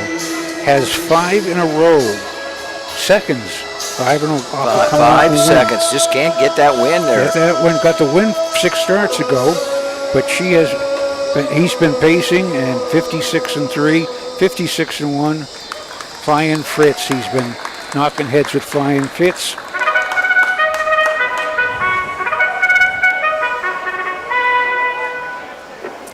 Our separating post word for race 10 this year, getaway race for the 2023 Fulton County Fair. This is the second division of the 3-year-old colt pace, going for a purse of $5,870 and a Brewer's Sound blanket for this race. The faster division getting the Fulton County Saddle Club blanket. One is Trooper Al, Alma Levan Stables Incorporated, and Megan Levan of Woodstock, Ohio, and Dharma Fall Racing Enterprises, Sylvania, Ohio, trained and driven by Hank Levan. Number 2 is Best of Dragon, all by Jerry Migel of Westland, Michigan, trained by Steve Novak, the driver, Mark St. Louis Jr. Number 3 is Barley at Tees, owned by Bill Rivenaugh and Gene Roth of Archibald, trained by Russ Sutherland, the driver, Justin Irvin. Number 4 is Monaco Hanover, owned by Mick Foster of Lucky, trained by Ty Bates, the driver, Drew Neal. Number 5 is Tennessee Smooth, owned by Deer Lake Stables LLC of Wauseon, Michigan, trained by Thad Doty, the driver, Emmanuel Miller. And number 6 is Knob Light, owned by Z Stables LLC of Jasper, Michigan, trained by Brian Boring, the driver, Greg Bateson. The horses will take one score and go to the gate and mute your windows, closing in 4 minutes. It's your final chance to wager here at the 2023 Fulton County Fair. Hurry and don't be shut out. And Doug Ballinger, number 2 is Best of Dragon, Mark St. Louis Jr. for Steve Novak. 3-year-old Bay go to the Son of Fear the Dragon, a winner once and 20 starts, 3 seconds, 3/3, 10,059 and a piece at Northville. And from 3 is Barley A.T.'s, trained by Russ Sutherland for William Ruffenock and Gene Ross. This gelded son of Barley, Charlie Barley, Extreme Prejudice, out of Cleveland Frisky. It's 13 starts, 1 win, 1 second, 3/3. Mark at 2-1-3 at Paulding. Last year at Delaware, he went in 55-1. For Monaco Hanover, Drew Neal drives, the winner 5 times, a second. Right at 29,052 and 2 at Scioto, 65,800 lifetime for the 4 Monaco Hanover. Number 5 is Tennessee Smooth. That Doty, trained by gelding by Wellstead. Out of Kelowna again by Dragon again, coming off of 2 wins. It's got 7 wins, 10 starts, and 1 second. Just about 21,000. Mark of 58 at Ottawa. Tennessee Smooth and Emmanuel Miller. 6 Knob Light. Greg Bateson for Brian Boring. 3-year-old they go to son of Knob Hill. 12 starts this year. No wins this year or last year. 2 seconds, 3/3, 8,000, 8,500 lifetime. Still looking for that first win. Matt, I noticed on the Facebook page you had Chris Boring up here maybe Saturday. Yeah, that was awesome. There's so much I could have asked him about, and I kind of blew it, but I mean, it was so cool. Did he talk about what the throw was like to win the jug? Yep, and you know how impressive it is that, you know, going for $1 million now and stuff like that. But, you know, I mean, he's done so much. It was hard to, you know, think of things off the top of my head. Like he drove Pine Chip in the Elite Lop. I mean, he drove Shady Daisy. He trained a bunch of really good horses, but it was awesome to see him here and just, I mean, hanging out watching the races, and a guy that's accomplished so much in the industry. And I had to look him up because, you know, I got brain freeze as well, but he had Dwayne Hanover, who beat Brett Hanover and Cardigan Bay in the great race at California back in. He was only 23 years old at the time, like 24. And how is that? I mean, beating the giants of the thing. He went on to have a career of over. Where did he? What town is he actually from in Michigan? Did he train at a fairground there? Yeah, Adrian. Yep, Adrian, Michigan. He was here with another guy from Adrian. Actually, they're out in Sand Creek now, is where the Boring farm is, or that's where Brian and Travis are. So I'm not entirely sure how long. Was he up in the grandstand here? He was about where you're sitting. And I looked over and I thought, wow. Well, I knew the guy next to him was Larry Horn from Adrian, and then it dawned on me. I thought, wow, that's probably Chris Boring, because I hadn't seen him. And, you know, now that I think about it, it's probably 10, 12 years, something like that. But he looked great. You know, he sounded great. He said, you know, he mentioned that he had suffered a stroke, but, I mean, he was doing really, really well from what I could see. He was just having a good time enjoying the races. Just sitting up in the grandstand at Wauseon. Yeah, I've said that. Imagine he's a Hall of Famer. Oh, yes. Just a couple years ago. And here he is at the Wauseon enjoying himself on the grandstand. And, I mean, he could be being interviewed by Roger out in the middle of in the infield. But yeah, he's a great driver. He always had a great stable. This is a final from Wauseon, Fulton County. What a nice little fair this is. If you out, make sure you stop by a fair. Yeah, you got to see them. They're great. Enjoy yourselves. This is the 10th, our finale of 2023. I want to thank you folks for watching. We enjoy this last race. I like Monaco Hanover. I saw him as a yearling in the matinee. Here's Bill Peters for the call of the 10th. Here they come. They're off and pacing. The first horse away in the middle of the track is Barley of Tease. Down at the rail second is Trooper Al. Now flying up on the outside fourth is Monaco Hanover. That's Monaco Hanover sticking his nose out in front. Going back second to the rail is Trooper Al. Also on the move on the outside third is Tennessee Smooth. At the rail fourth, that's Knob Light. Dropping in there fifth, that's Best of Dragon. And the last horse going down the backside now is Barley of Tease. Going toward that quarter-mile mark. With the lead, that's Monaco Hanover, driven by Drew Neal. On the outside second, that's Tennessee Smooth, driven by Emmanuel Miller. And at the rail third, passing around that turn, that is Knob Light, driven by Greg Bateson. First quarter paced in 27 3/5 seconds. Now Trooper Al up on the outside to pour on the pressure. At the rail with the lead, that's Monaco Hanover. Trooper Al on the outside second. Racing down to the half-mile mark. That's Knob Light at the rail third. Up on the outside fourth, now comes Tennessee Smooth. Past the half-mile mark, that's Trooper Al with the lead. Monaco Hanover at the rail second. Tennessee Smooth on the outside third. Knob Light fourth. Then comes Barley of Tease, and the last horse is Best of Dragon. First half paced in 55 3/5 seconds as they round the turn to head down the backside to race over that three-quarter mile mark. That's Trooper Al with the lead. Monaco Hanover in there second. Knob Light is third. Moving up on the outside fourth. Now third comes Barley of Tease. Going to that three-quarter mile mark. That's Trooper Al opening up about 3 lengths now on Monaco Hanover. Pacing fastest of all, though, is Barley of Tease third. Back to fourth is Knob Light. 3 quarters in 125 3/5 as they race around that upper turn to head for pay dirt. That's Trooper Al with the lead. Monaco Hanover is second, followed by Barley of Tease third. As they race for home, that's Trooper Al and Monaco Hanover. Trooper Al and Monaco Hanover. It's going to be Trooper Al, and here they all come. Monaco Hanover hails over for place, Barley of Tease for show. And the fourth horse is Best of Dragon.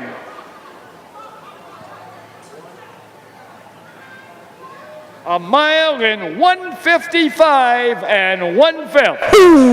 Wow, 55 1. Well, he shook that second place 5 in a row there, those second place finishes tonight. You prompted It was him. really a great drive by Hank, a hot fraction. Monaco Hanover, Drew Neal knew he wanted to get to the top, control the race, but he had to pay the price to get there. And Hank just knew what Drew would be doing, going to be stepping on that brake. Right. And so out came Hank, Yeah. and he knew that he would probably get to the top pretty easy because he knew that Drew would probably want to be giving Monaco that A little breather and yeah. wasn't going to hang him. So Well, good mile, 27-3, 55-3, 25-3, 55-1. Let's check the track record. Nothing's been announced as yet. Well, I think, Matt, you know what the track record. Well, these are 3-year-old colts. This might be the new track record for 3-year-old colts. 54-2. 54-2, Royalton Star, 2007. He used to be stable out here, Maynard Raker. Yes. And, oh boy. I know the name, yeah. I can't think of who his partner was. Nice mile, though. This horse will get both blankets. This horse is going to get both. Good. Joe and Fran Darmafall making their way to the winner's circle. They're part owners of this horse. They are fractional owners. This is how they started out. They started, I think, with 1 or 2%. Where the winners go, coming in from Woodstock in Sylvania, Ohio, comes number 1, Trooper Al, owned by Levan Stables Incorporated and Megan Levan, and Darmafall Racing Enterprises, trained and driven to victory by Hank Levan. Now, the first blanket they'll get is the Brewers Sound blanket, and members of the Brewers Sound crew are in the winner's circle for the trophy presentation. This, I believe, is their 52nd year of providing the sound here at the Fulton County Fair. Looks like that blanket might be from here. Looks like it might be in the colors of the Levan stable. And now the Fulton County Saddle Club blanket will also go to Trooper L.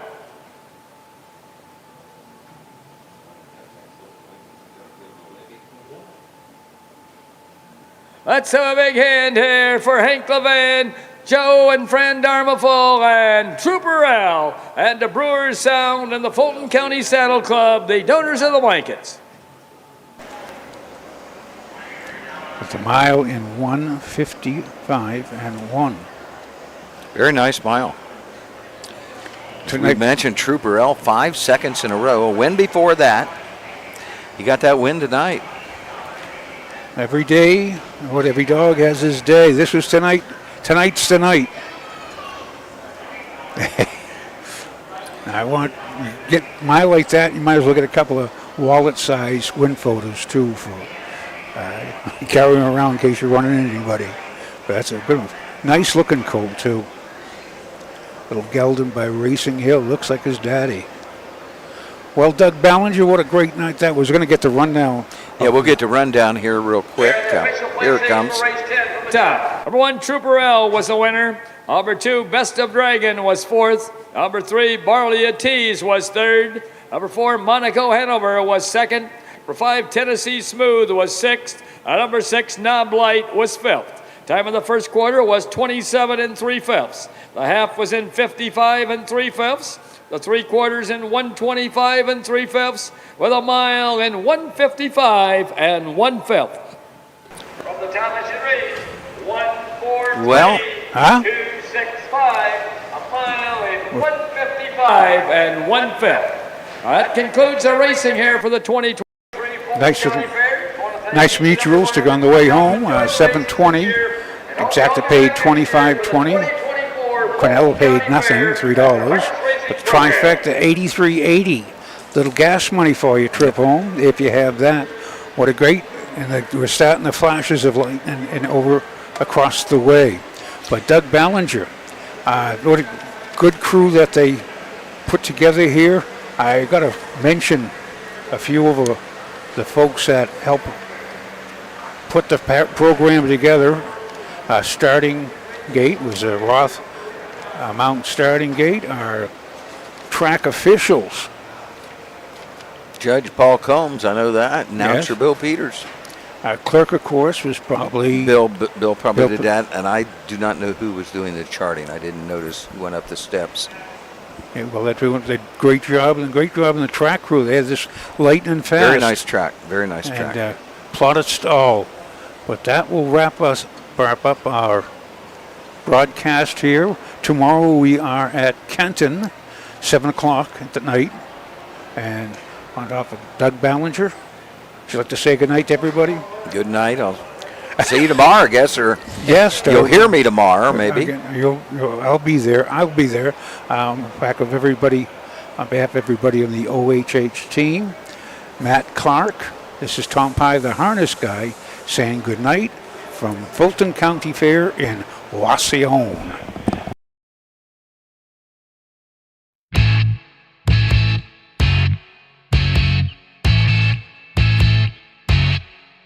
This has been Ohio County Fair Racing.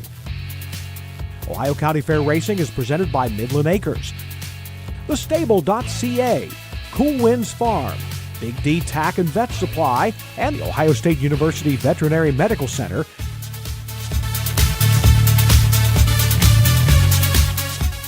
Ohio County Fair Racing is a presentation of the Ohio Harness Horsemen's Association.